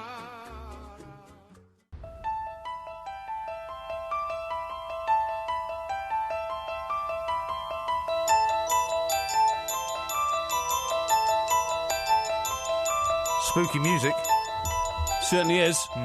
Why is that? Well, because we're going to do listography now. Right, well, why is that spooky? That's not spooky, is it? Well, it is spooky. Yeah, it's Halloween, isn't it? Hey? Isn't it Halloween? Halloween's in October. No, it's The Exorcist, sorry. It's the music from The Exorcist. Yeah, why, though? Why? Because we're doing 3 times you were scared. Oh, OK, right, fine. Right? Got it. I mean, maybe watching The Exorcist you were scared, I don't know. Have you got 3 things ready? Right, I've got 3 things ready. All right, do you want to go first with your first one, and we'll go 1 each? OK, yeah, definitely. Go on, then. Right, my first one, and I have told a bit of this tale before, but, I mean, I'd tell it in detail, was literally being in a hotel that was hit by a missile which blew the hotel up. That Not was this old chestnut. Well, it's not an old chestnut. It was very, very scary. Was it? And the scariest thing about it is the noise. The noise is so loud of a missile exploding and blowing a building up. Yeah. It knocks your senses out. Yeah. And you can't hear anything for a few minutes. Did you know have what I mean? that kind of buzzing in your ears? Yes, I mean everything. It was incredibly frightening. And then the chaos that ensued and all the lights went out. being let out of the building, by... And you were in your room at the time, right? I was in my room. Yeah. And they blew off the 2 floors of the hotel above me. But, of course, it wrecked the hotel and, the ceiling started falling in. The ceiling wasn't exposed. It wasn't like you were exposed to the sky or anything, was it? Well, yeah, because the ceiling started falling in. Yeah. And you got to remember, it was the middle of the night and, you weren't looking up to see how many stars you could count or anything like that. And the building was on fire and it was. And then chaos erupted down on the streets below because... when people start getting attacked by American planes, they get rather peeved about it, and they start doing things like threatening to hang all foreigners on the streets and all that kind of stuff. It was incredibly scary. Right. I don't go on about it because, of course, that was part of my job at the time. You mentioned it. But I thought I'd just mention it. OK. My first one actually is going to go back to my teenage years. Right. When I used to go and meet friends in a pub called the Bull and Bush. Right. Which is around the back of... It is down at the old Bull and Bush. It was a pub that... It was the song, yeah. I know it. It's in Hampstead. Yeah, it's down at Heath Road. Yeah, that's right. Sort of between Golders Green and the top of the hill. The old Bull and Bush. Castle. And I went. I can't remember exactly who I was meeting, but it wasn't necessarily... I don't think it was a girlfriend, because then I wouldn't have been walking home alone. But I decided there was 2 ways I could walk home. I could either walk all the way back up to the top of the heath and kind of down through the streets, or I could walk back through the actual heath itself. Yes. And for some reason, I think we'd had a few drinks, but also I think somebody had been passing around, a bit of the old, ganja or something like that. Right. Because I was about 18 or 19. Yes. And that sort of thing used to happen then. So you're smoking drugs, in fact? Well, if you want to characterise it as that, yeah. Well, OK, let's get this clear. I was probably smoking a bit of hashish or something. Right, at the OK, time, yeah. A very long time ago. Totally against the law, of course. Not anymore, it's not. Well, it was then. Yeah. Anyway, I'm walking back through what was called Sandy Gallop. Sandy Gallop? Because it used to be a place where the horses would be run, right?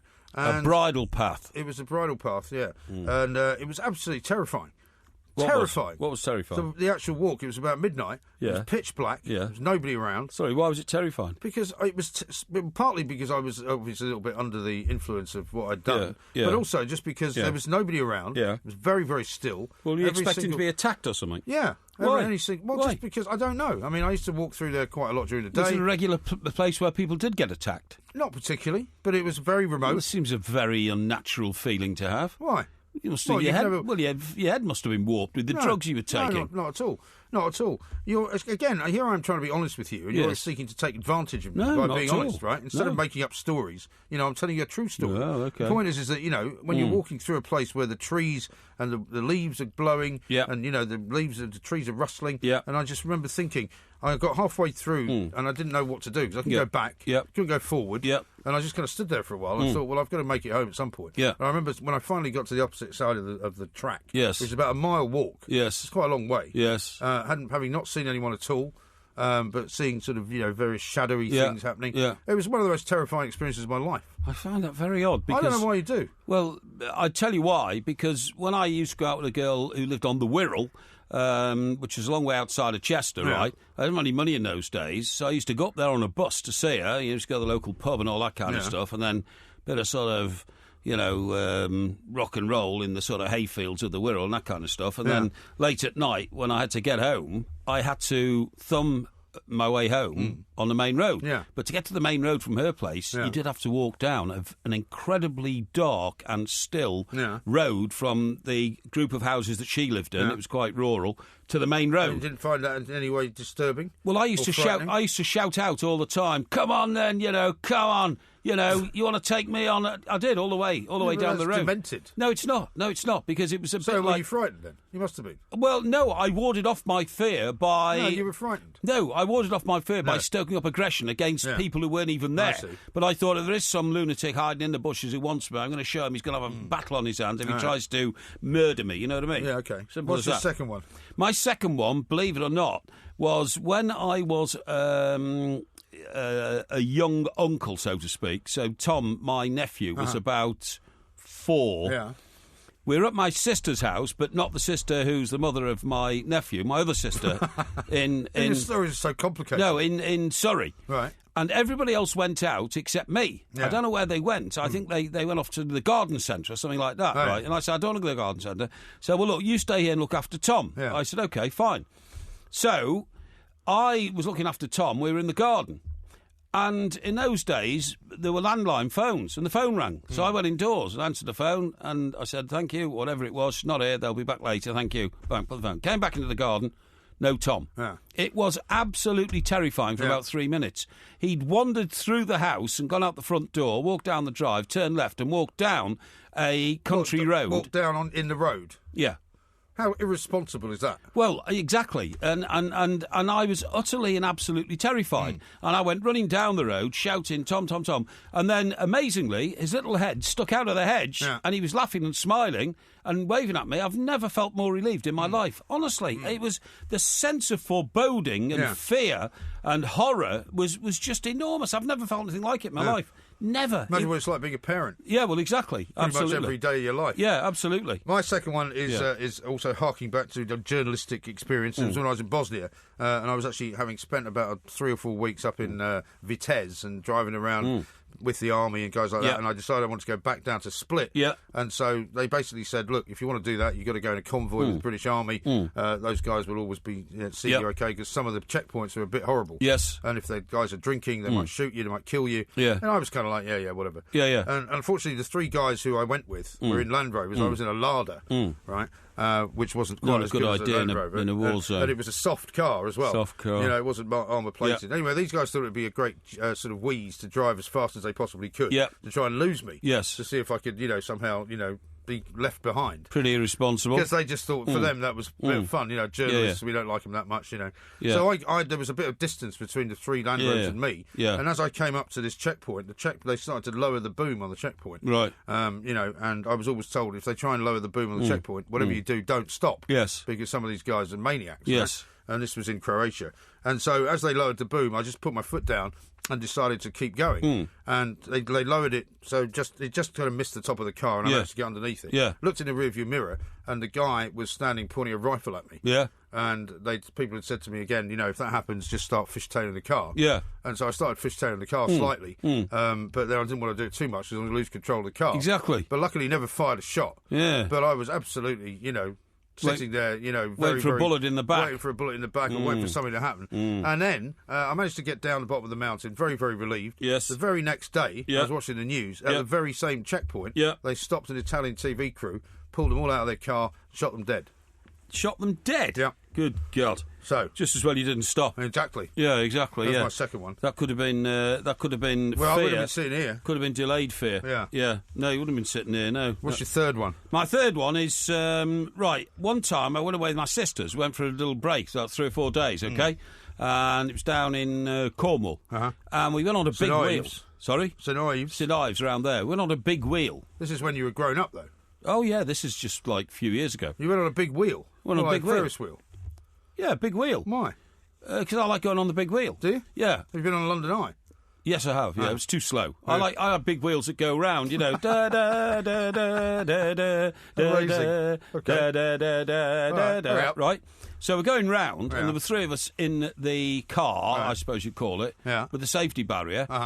And as it was going round, for some amazing reason, I got a panic attack, and I just thought the whole thing was going to fall to pieces and we were going to fall out. But for no reason? For no reason. Yeah.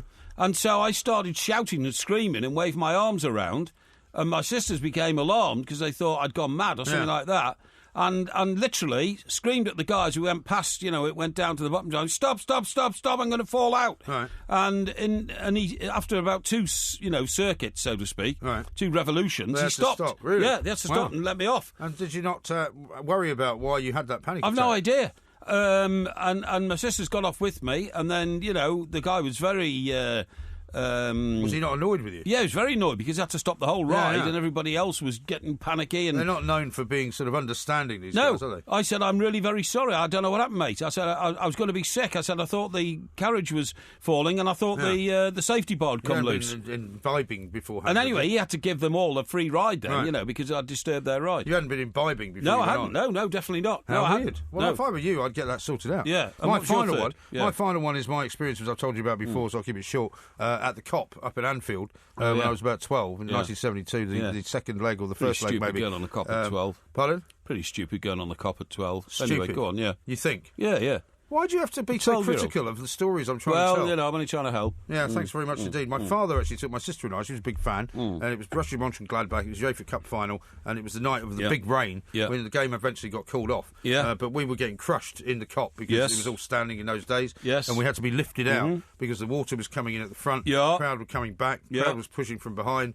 And thank goodness for all the decent people who were in the crowd because they lifted us above them and put us out on the goal. Literally stood behind the goal at the Kop end, which should have been a thrill. Yes. But I was shaking like a leaf because we were almost crushed to death. Yeah, exactly. Yeah, you know, horrendous. Yeah, that was horrendous. So those are my three. Well, thanks very much for making fun of all of them. No, I didn't. No, I didn't make fun of yours, but no, I didn't make fun of yours. Yes, you did. No, how did I make fun of you getting shot in the back? I didn't make any fun of that. They could be financial. They could be personal. They could just be questions that you've needed an answer to for a very long time. Yep. That you haven't known. We've got loads and loads of them today, Mr. Parry, so if we can just rush through them, definitely, that would be great. First one comes in from Martin on Twitter. He says, it's school sports day season. What event would you be best at, and did you win any events in school at your school sports day? Well, I was better at the junior school sports day because I learnt the knack of winning the sack race.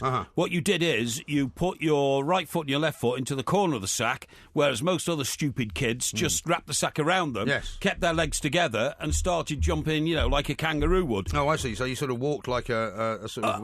what I did is I put my right foot into the right far area of the sack, left foot, so I knew exactly what I was doing, and my leaping skill was fantastic. I was also very good at the egg and spoon race because the secret of that was to get out in front and then put your thumb on top of the egg so it didn't fall off the spoon. You're not allowed to do that, are you? No, but you couldn't do that if you were anything other than in the lead. If you're in the lead, nobody could see you cheating. Well, didn't you have anybody at the other end watching you? Well, I took it off a yard from the finishing line so that it wasn't. But I wasn't very good at athletics as a teenager because I wasn't very fast. OK, Colin says this, Porky, on Facebook, I'm travelling from Southport to Reading to get tattooed tomorrow. I hate driving, so I'm thinking of taking the train and treating myself to first class. Might need some Dutch courage in a fancy carriage.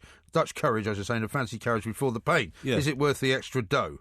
I don't know. Is this guy saying he's going to get tattooed? He is, yes. Well, there's plenty of tattoo parlours in Southport. Well, maybe he's going to a specific one. There's more of them in Liverpool, which is very close by. Yeah. Frankly, I don't want to give you any advice on going to get tattooed, because I think getting tattooed... He doesn't want advice on getting tattooed. He wants advice on whether you go first class or not. I don't want to give him advice on travelling to get tattooed, because I don't approve of tattooing. Okay. All right. So I'm sorry. All I can say there is, pal, don't do it. OK. Joseph, then. I'll try this one. Yesterday, I suffered a slight migraine. However, after listening to past podcasts and listening to Porky, I'm now worried that I could develop exploding head syndrome. Is Porky still a sufferer?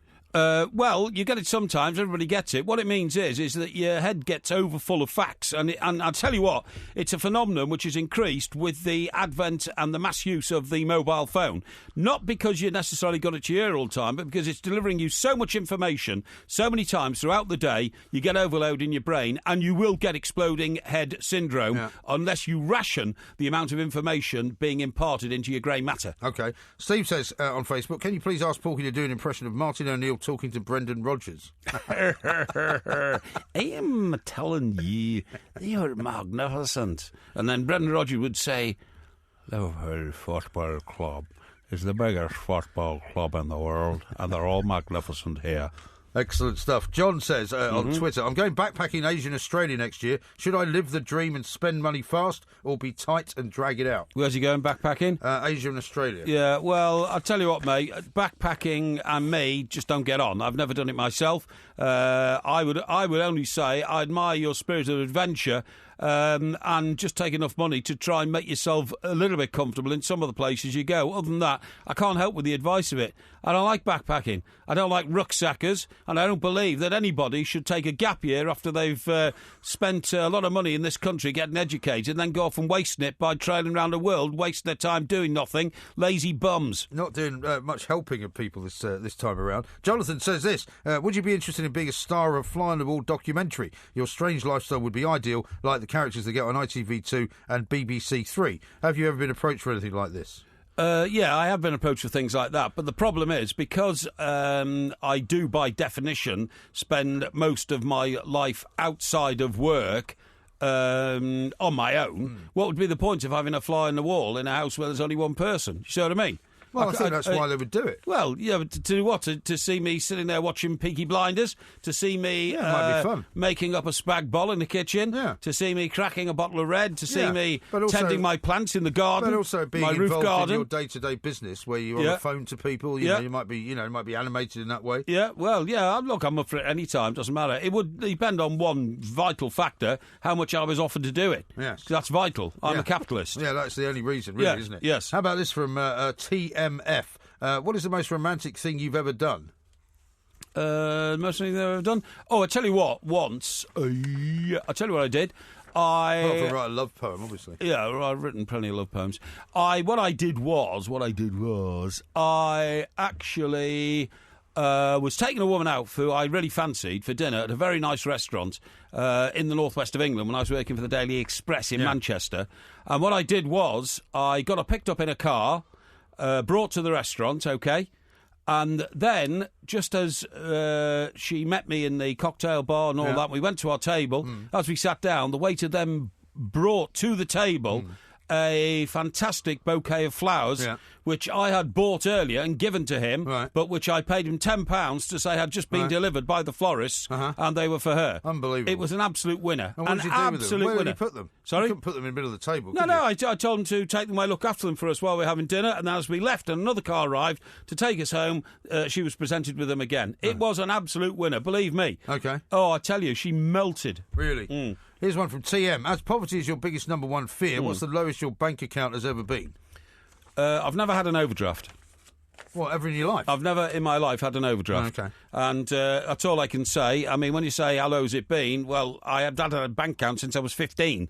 And when I was 15, I started putting away a few quid a week when I was working at a local petrol station, all that kind of stuff. And I've never been in negative with money. So it's it started off with like £2, and it's got bigger ever since. Right, okay. I'm lucky. Okay, well, here's one which is a bit similar to what we were talking about earlier, and your most romantic entanglement. But I'm just trying to make it last here. Before I get to that one, here's one from Liam who says, should I buy short trousers and get them made longer, or should I buy long trousers and get them made shorter?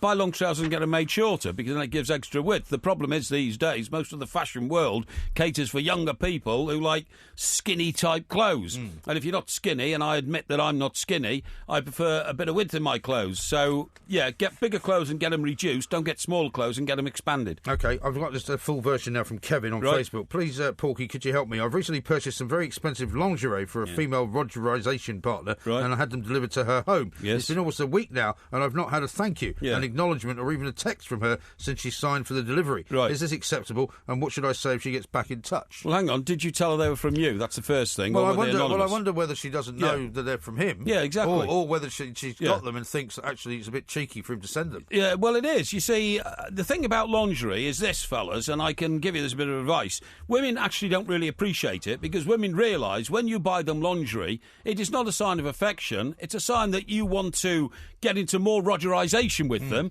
and you want to make your Rogerisation sessions spicier, because what turns you on is having your female partner dressed up in lingerie, so you're doing it for your benefit, not hers. And a lot of women, actually, from my own experience, have actually got the hump when I bought them.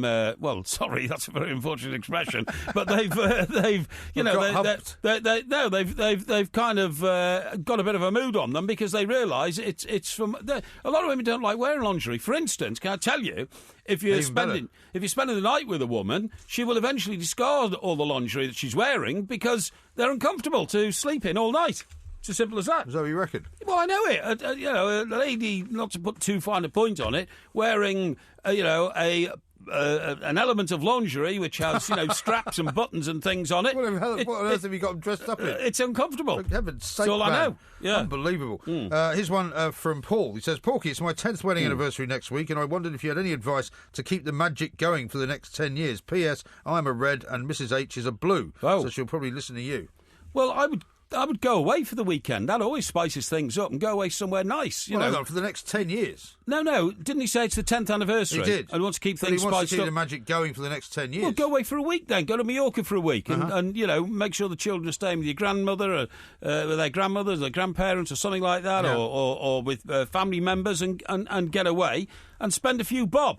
The thing that women really resent, in my experience of a relationship, is if a guy is very happy to go and buy himself a new pair of trainers, but the children and herself are deprived of such treats. Oh, yeah. So you've got to put the family and your lady first, and do that by going and getting an extra job or something like that, and surprising her by showing the devotion of getting an extra job, earning extra money, but purely to spend on her, not you. Now, this leads on to the next one rather well. Right. Lee says this on Twitter: I've just received a big pay rise and don't want to get tempted by extra bladderation. What can I do with my extra money? Buy property. Well, I don't know if it's that much of a pay rise. Well, I mean, you can invest in property shares, or you can start, for instance, looking at areas of the country where property is a good idea. I mean, I know what you mean about the extra money. Don't waste it and all that kind of stuff. But at the end of the day, life's too short to start thinking of long-term investment, in my view. I mean, you know, buy a property is fine, but if you say to yourself, "I'll stick it away for a rainy day," when is the rainy day ever going to come? You never know. I'd spend it, pal. OK. Interesting, that. Cloudy says this: if they offered you the Top Gear gig, would you take it? You surely couldn't do any worse than Chris Evans, could you? Well, I think that's very unfair to go around criticising other broadcasters. They do their job. He's clearly worked incredibly hard at it. Whether it's worked out or not, I don't know. Maybe he's tried too hard. I really can't make judgment on that. I've never done a programme like that. But I do like programmes which are live, and apparently so does he. And one of the problems here appears to have been that so much pre-recorded stuff. Well, you and I might know, we don't like doing stuff again and again and again. No. We prefer to do it on the hoof, do it live. That's the great thrill of it. Maybe that's the problem. Yeah, maybe so. Peter says this: Porky, I'm recently single and I'm now supermarket shopping on my own. From looking in other people's baskets, there seems to be an awful lot of other singles. I reckon this could be a Rogerisation-rich zone. Any tips so that I can get some horizontal refreshment victims from the supermarket area? Well, there's a bit of racing language there, which I think we have to clean up. This is a family show. But I totally agree with you. That reminds me, we've got a card from Finn. I'm not done with it. We'll talk about that in a minute. Talk about it in a minute. But I totally agree with you. It is a very rich area for what I would call woman harvesting, if you know what I mean, you know?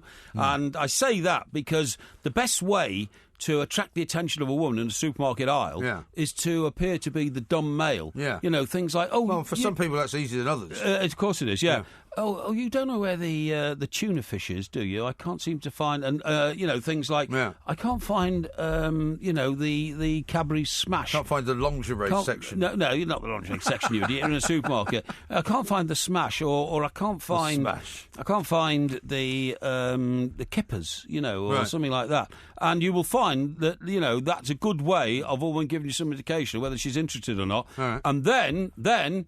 Of course, there's always the favourite one, which is one of mine, and this has succeeded many times, offering to carry her bags back to the car after the checkout. It works a treat. Right, but then you've got to loiter around the till, haven't you, in order to catch the timing right. You've got to time it properly, that's all. Time it properly, All right. Now, speaking of timing it properly, we are out of time. We've got loads more questions, and thank you very much to everyone who put some Ask Porkies in. We're getting loads and loads of them lately. If we try to save some of them for next week as well, but we'll have another session, same time, next week. Oh, my darling, not 3 times on the ceiling if you want me. Twice on the pipe if the answer is no. Oh, my sweetness. I never thought I'd ever hear that song again. No, I'm not sure I want to, actually. I must admit. It really it's one of the worst songs ever, isn't it? Absolutely shocking. Now, how about this from Woodenhead? He says, if you ever need a new feature, you should do one where Mike Graham gives Parry a modern album to listen to, and he reviews it. Yeah? We could do that. Yeah, I could do that, yeah. Paul says, in my 20s, I discovered the joys of David Bowie and Serge Gainsbourg and never looked back. That's a ridiculous study you mentioned.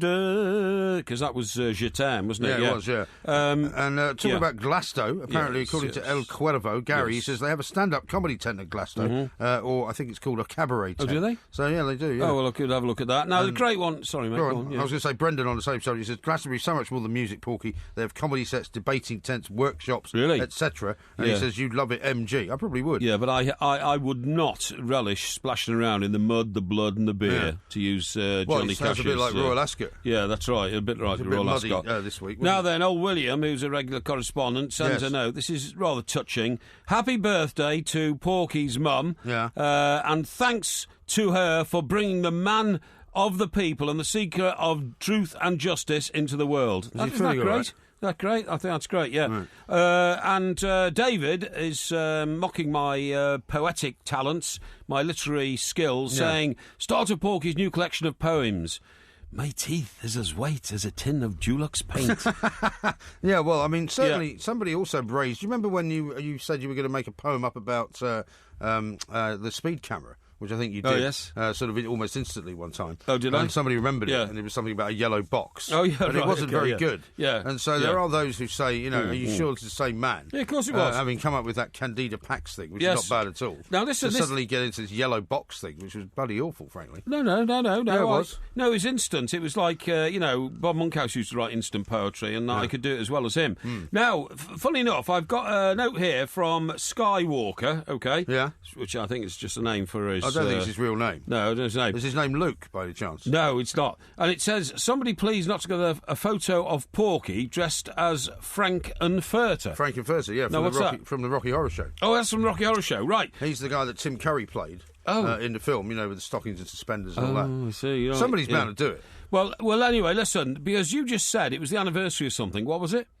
A few minutes ago. The anniversary of something? Yeah. Was Rudolf Nureyev. Rudolf Nureyev dying, yeah. Defecting to the West. Oh, defecting to the West, yeah. Guess what I can tell you it's the anniversary of? What can you? The 200th anniversary of the writing of Frankenstein. Oh, really? Yeah, and he said Frank-N-Furter, so that's close. Mary Shelley's novel... 200 years ago it was published today. Right. June the 16th, 1816. Ever read it? No. Why not? Well, I've seen the film. Yeah, but you would want to read the book, though. Not really. It's a bit more of a kind of a dramatic story if you actually read the book rather than... Which film have you seen? Oh. Because there's loads of them. Yeah. Bride of Frankenstein? Yeah, probably. Yeah, something like Peter that. Cushing's one? Or... Yeah, Peter Cushing, yeah, definitely. The old big monster lying on the table and they plug him in and, he's away and all that kind of stuff, you know what I mean? Yes. But, for instance, you say that, but have you ever read Bram Stoker's Dracula? I think I have, yeah. Have you? Yeah. Well, I had a bit of a penchant for horror stories when I was a kid. Really? So I used to read them all, yeah. Yeah. And that's another one which is a lot more kind of dark and interesting and sinister in the book form than it is in any of the movies. Yes, is it? Right. Yeah, it is. So what can I tell you? There is a Frankenstein castle in Germany where a mad alchemist lived around 1700. Yeah. And it's thought that the whole thing was based on him. He was called... the mad alchemist lived in the Frankenstein castle, so they named their character Frankenstein after the castle. Okay. It was a dark and ponderous place. Really? Do you know how old Mary Shelley was when she wrote Frankenstein? She was very young, wasn't she? She was 18. Yeah, very young. Isn't that amazing? Yeah, it is amazing. Yes. Incredible. Now, we've got to do listography coming up in the next hour. Yeah, so okay. If I throw a I've few... seen some good suggestions on that today. Well, people were firing loads of them in throughout the course of the day. That's and the most annoying thing about many of my information devices here, which I have in front of me, is that basically... they don't throw up every single one that I know that I've read. Right. Because some people don't have... One guy actually followed your example and went hashtag listology. Right. Which you said by accident the other day. Yes. And he picked up on. So if you do try and put hashtag listography on it, yes, and please. you should be able to get them all. Yes, you should, yeah. But there was some here. Most famous person met. Purchases. I quite like that. Town lived in. Most famous person met. Or purchases. Yeah, what do you want to do? Well, we've kind of done purchases, I think. Let's do most famous person met. Liza says the 3 worst albums you ever bought, which I quite like as well. Yeah, okay, yeah. Don't mind that one. Yeah. We've also got 3 favourite journalists. Yeah. That's a bit in-house. Your top 3 personal fashion disasters. I like that. I like that. Actually wore. I like that. Fashion disasters. Should we do that? Yeah. That's from Saint Hatch. Okay. 3 favourite mics. Your 3 favourite songs of all time. I think we've done that. Feels like we've done that as well. Yeah. 3 worst decisions. 3 favourite animals. Yep.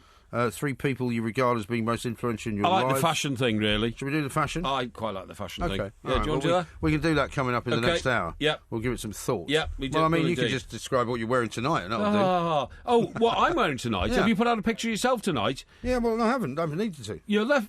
right, OK, I'll explain to you, folks. You take a picture of me if you want. Yeah, I will. The left sleeve is yellow, blue and black striped.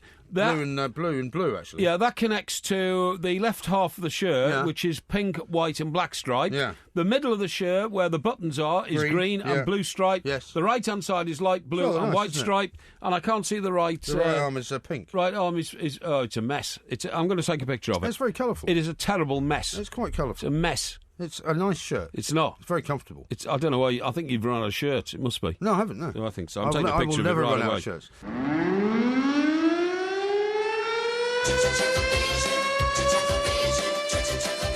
As your TV reviewer, I can reveal there are no plans for a new series. Yeah, no, but wasn't there a previous series? Oh, hang on, wait a minute. It says here there might be a new series. What's the problem?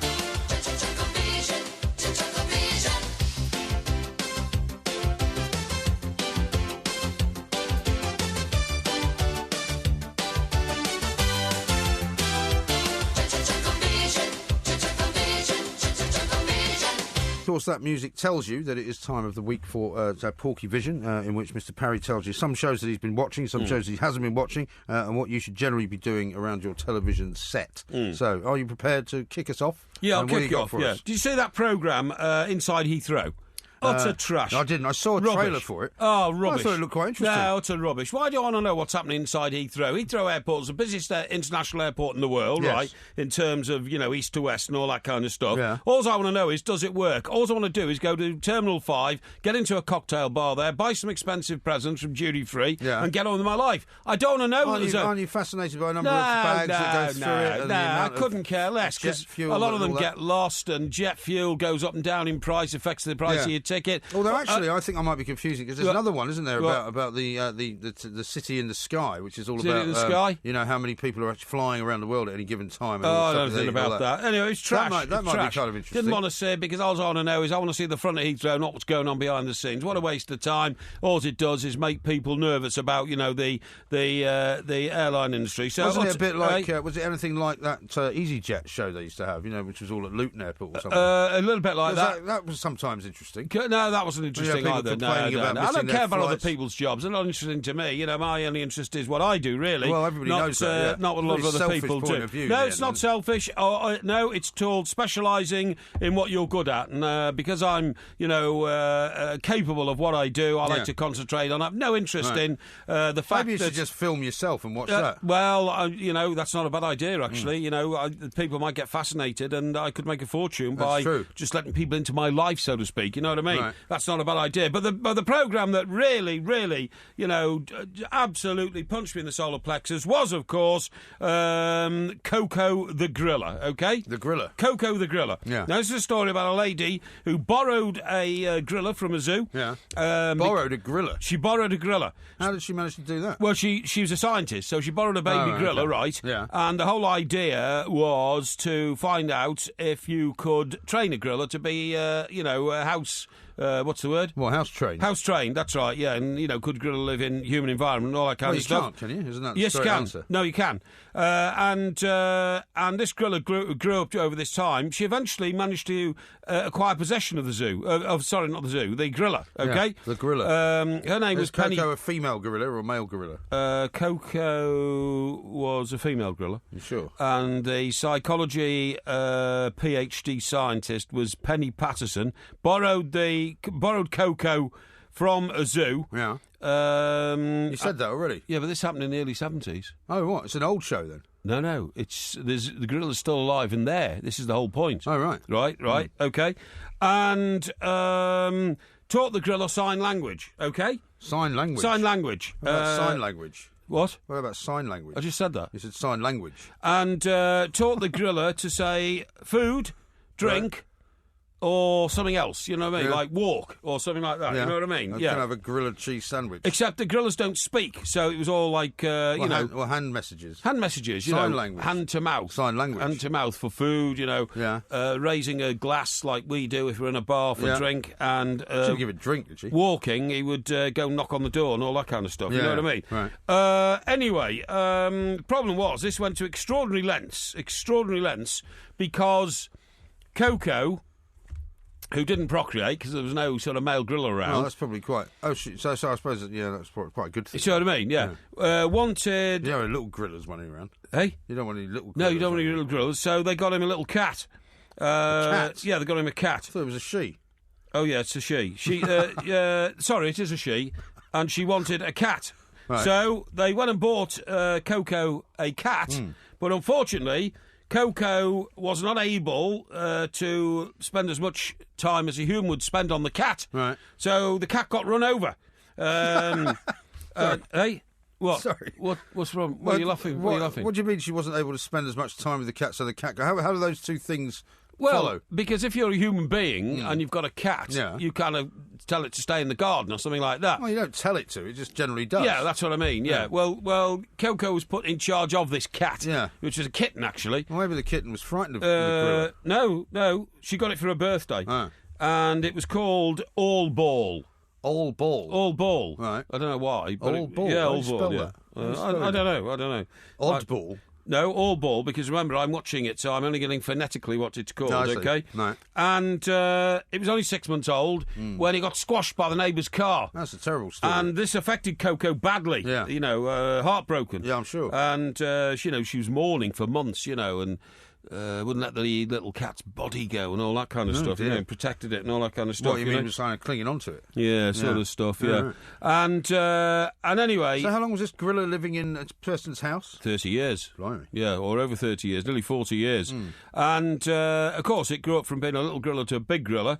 But then the problem was, that the Coco the gorilla became so attached to the scientist, who was a woman, that she didn't want to go back to the zoo. Right. So she was allowed to stay. Uh-huh. And it was heartwarming. It was very heartwarming. It wasn't heartbreaking at all. It's actually very heartwarming, okay? Right. And a good show. What channel was this on? This was on it was on a BBC channel. Okay. Definitely on the BBC channel, okay? All right. And, so you can see it on the iPlayer if you haven't seen it so far. On the iPlayer, yeah. And of course, it reminded me all the time that I was watching this of our own campaign. Yeah. Our own campaign. It's not my campaign. Well, it is. No, it isn't. For Tommy the Chimp. No, it's nothing to do with me. You see? So no. I thought... Well, Tommy the Chimp's gone missing, hasn't he? No, Tommy the Chimp has not gone missing. Yeah, he went missing last week. No, he hasn't gone missing. They went to get him from his cage and he was gone. No, he hasn't, no. Where is he now, having then? treatment. He's having treatment. Treatment? I found out he's having treatment. Are you sure? Certain. Now, what I thought was we could recruit the prof, who is Penny Patterson. Yeah. And she must be quite old now. She's getting on a bit. Yeah. And get her to see if she can do something with Tommy the Chimp. Maybe even invite Tommy the Chimp to live in this house with Coco the gorilla. Yeah. And see if that works. You know I what don't I mean? think it would work. I think that's a bad idea. I think it's great. I think it's and anyway, of course, it gave me the ultimate thought, didn't it? That when I retire, would I be able to cope with a pet at home? Yeah. And if you so, don't have to go for a gorilla. Well, I was thinking the gorilla would perhaps be a bit extensive. It's a bit of a big step there. Bit of a big step. Maybe? No, I wouldn't have a cat. I hate cats. A fish? No. Tortoise? No, Labrador dog, I keep telling you. You haven't got the wit to look after a Labrador. Of course I have. I'm going to have a Labrador dog. It's too tiring for And you. anyway, I think the relationship between a human and an animal is the most beautiful relationship on earth because it's crossing the divide between the mute and the non-mute. You know what I mean? You've had a few of those in your time, haven't you? What? With those kind of relationships. What do you mean? With animals. What are you on about, you idiot? Well, I mean, obviously it's a euphemism. No, it's not a euphemism for anything. You're just being pathetic again, not. you know. No. Anyway, you wouldn't know anything about it because... well, yeah, because I've had loads of pets throughout my life, unlike you. Well, of course I know about it. You always make fun of the fact that the only dog I ever had was epileptic, That's bashed true. itself to death, bashed its head on the walls of the kitchen, bashed itself to death, and you think that's funny. I don't think it's funny at all. I think it's tragic. I was so traumatically affected by it. I could never have a pet again. Well, that's what I mean. So I'm willing to help you get over it. Until this one. Now, other things I've seen this week include... What do you make of the coverage of the Euros? The Euros is pretty good. I see that our old friend Andy Townsend has returned to co-commentary. I saw that. On ITV. It's great to listen to what he's got to do. I think, wasn't he? Doing the French game. Yeah. And I have to say, I wasn't that impressed with whichever channel it was that had four men in sort of casual shirts sitting around a table on a huge balcony overlooking the Mediterranean. Isn't that the BBC table? I think it might be. Because one of the tables is like a miniature version of the Eiffel Tower. Yeah, that's right. Yeah, and I wasn't that impressed actually. I thought it was a bit distracting. But anyway, who am I to criticise other people's broadcasting programmes? You know, we do it ourselves. What about Peaky Blinders? Is that finished now? Now, Peaky Blinders is brilliant, but it's confusing. Right. At the end of Peaky Blinders, old don't tell us what happens. Tommy Shelby shops his whole family and calls the police in to arrest them all and have them taken away. To tell the whole story. Yeah. Give it all away. No, it's amazing. I haven't watched any of it yet, and lots of people haven't watched any of it. It's amazing. Is that the last show? Well, it's the last in this series, but there's another series to come, you see, the fourth series, which has already been filmed. Okay. So if I can get the inside take on what's happening next, it'd be great. But the reason was, Tommy found that was a traitor in his family. So somebody who's given away secrets, who and the wicked priest, the wicked priest, who kidnapped his son and then blackmailed him. But this priest had been, sort of attacking children all his life and all this kind of stuff. So they did him in. But the problem is that they found there was a spy. Now, Auntie Polly had fallen in love with the man who painted her portrait. He was Roger Wright.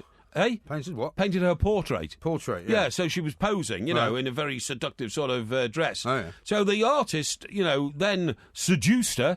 Mass Rogerisation in the old, she wasn't in the orgy, was she? Hey? No, she wasn't in the orgy. No, this was in his, what you call a place where artist paints.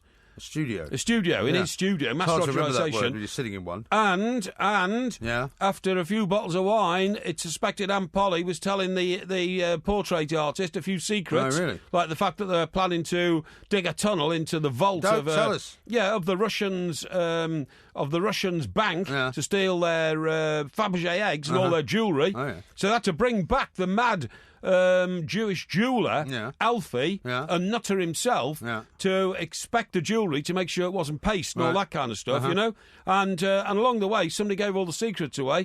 Tommy ended up in a very bad position. It was also revealed, actually, brilliantly, that the stately home he lives in, which he's lived in since the start of this series, in fact, it opened up showing this huge house to indicate that Tommy Shelby had moved on, you know what I mean? Yeah. And was now, a country squire. Right. Respectable. Yeah, he won the whole house and the grounds and the stables and the cottages in a card game at his own casino. Right. But one wonders whether the nutter who went into a Shelby casino and actually threw the keys to his house on the table knew what he was dealing with, because you suspect that the Shelbys maybe not the straightest family in the world to have a card game with in their own casino. Yes. Where they weren't going to be giving you any money, pal, you know what I mean? Absolutely right. Yeah, still think that the Peaky Blinders is the best programme by a mile, no doubt about it, but full of violence and Rogerisation. And I say to my good friend Stephen Knight, the writer, who gave me a Peaky Blinders hat when I saw him at the screening, let's have a lot more of that, pal, please. Okay. All right. Rogerisation, bladderisation, will save the world. You feeling all right? Yes. That was Porky Vision. Yes. Oh, my love, my darling, I've hungered for your touch a long, lonely time.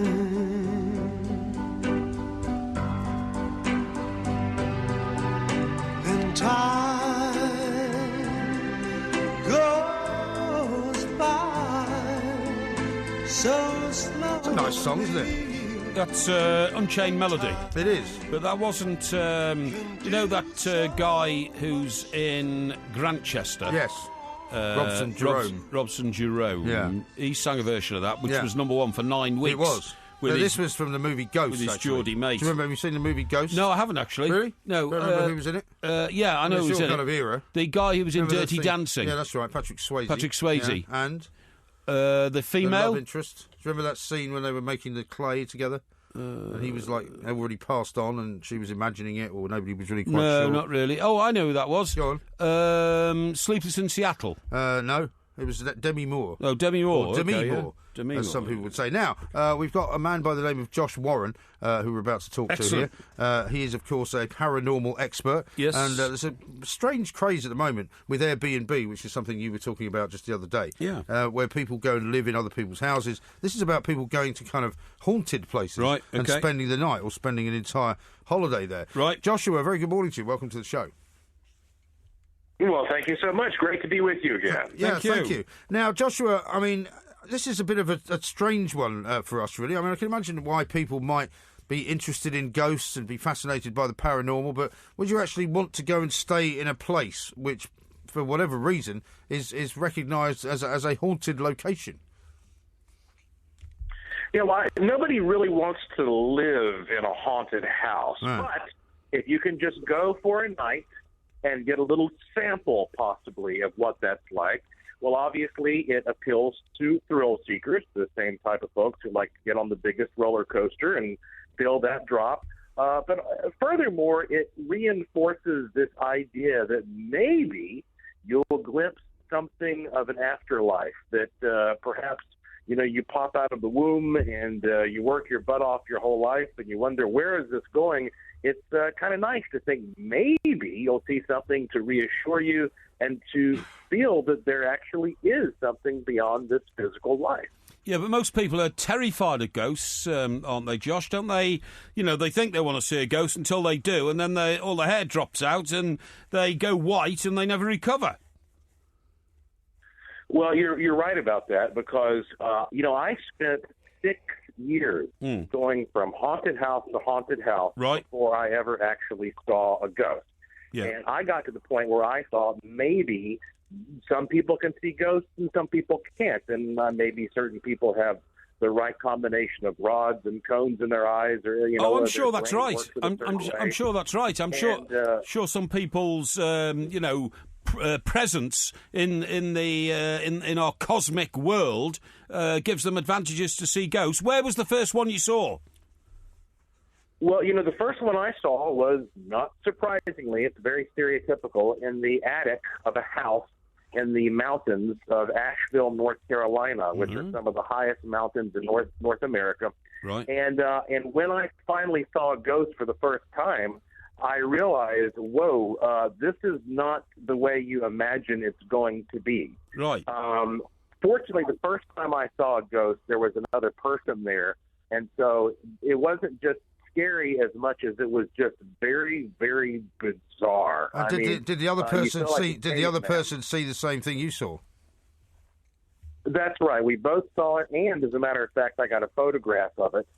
But you know what? The first time I saw a ghost, that was not the scary time. The scary time was when I spent the night by myself at an inn in Louisiana that was an old plantation.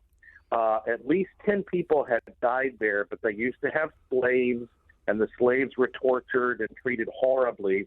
And during the middle of the night, something started pounding on the wall. Now, I broke out my video camera, and I knew I was the only person in the entire place, and I started videotaping what happened.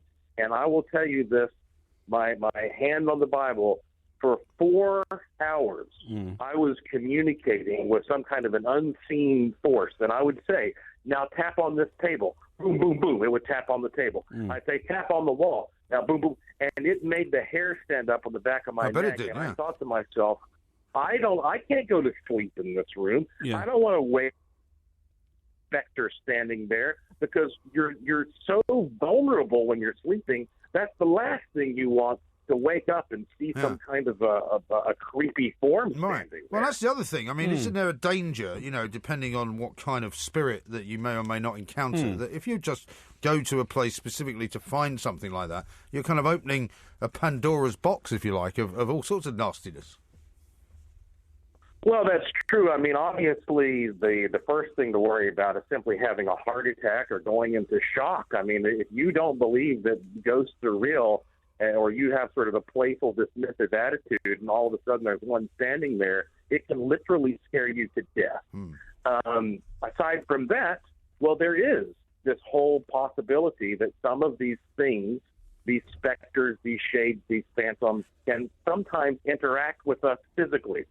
And that was also a big revelation for me when I went to a place in South Carolina. It was out in the countryside where poltergeist activity was happening, and I actually saw, and we videotaped, physical objects flying off walls, getting knocked around. So there is a physical interface here which can occur and that can affect you in a harmful way, I'm sure. Yeah, but Josh, why are we frightened of ghosts? Because when you try to reach out and grab a ghost, you can't.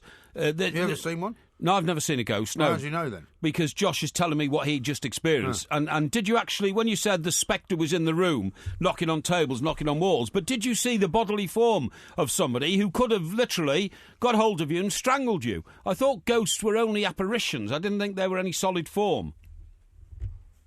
Well, I didn't either originally. I felt that maybe a ghost was like Casper. You go to hug him and you slip right through him, you know.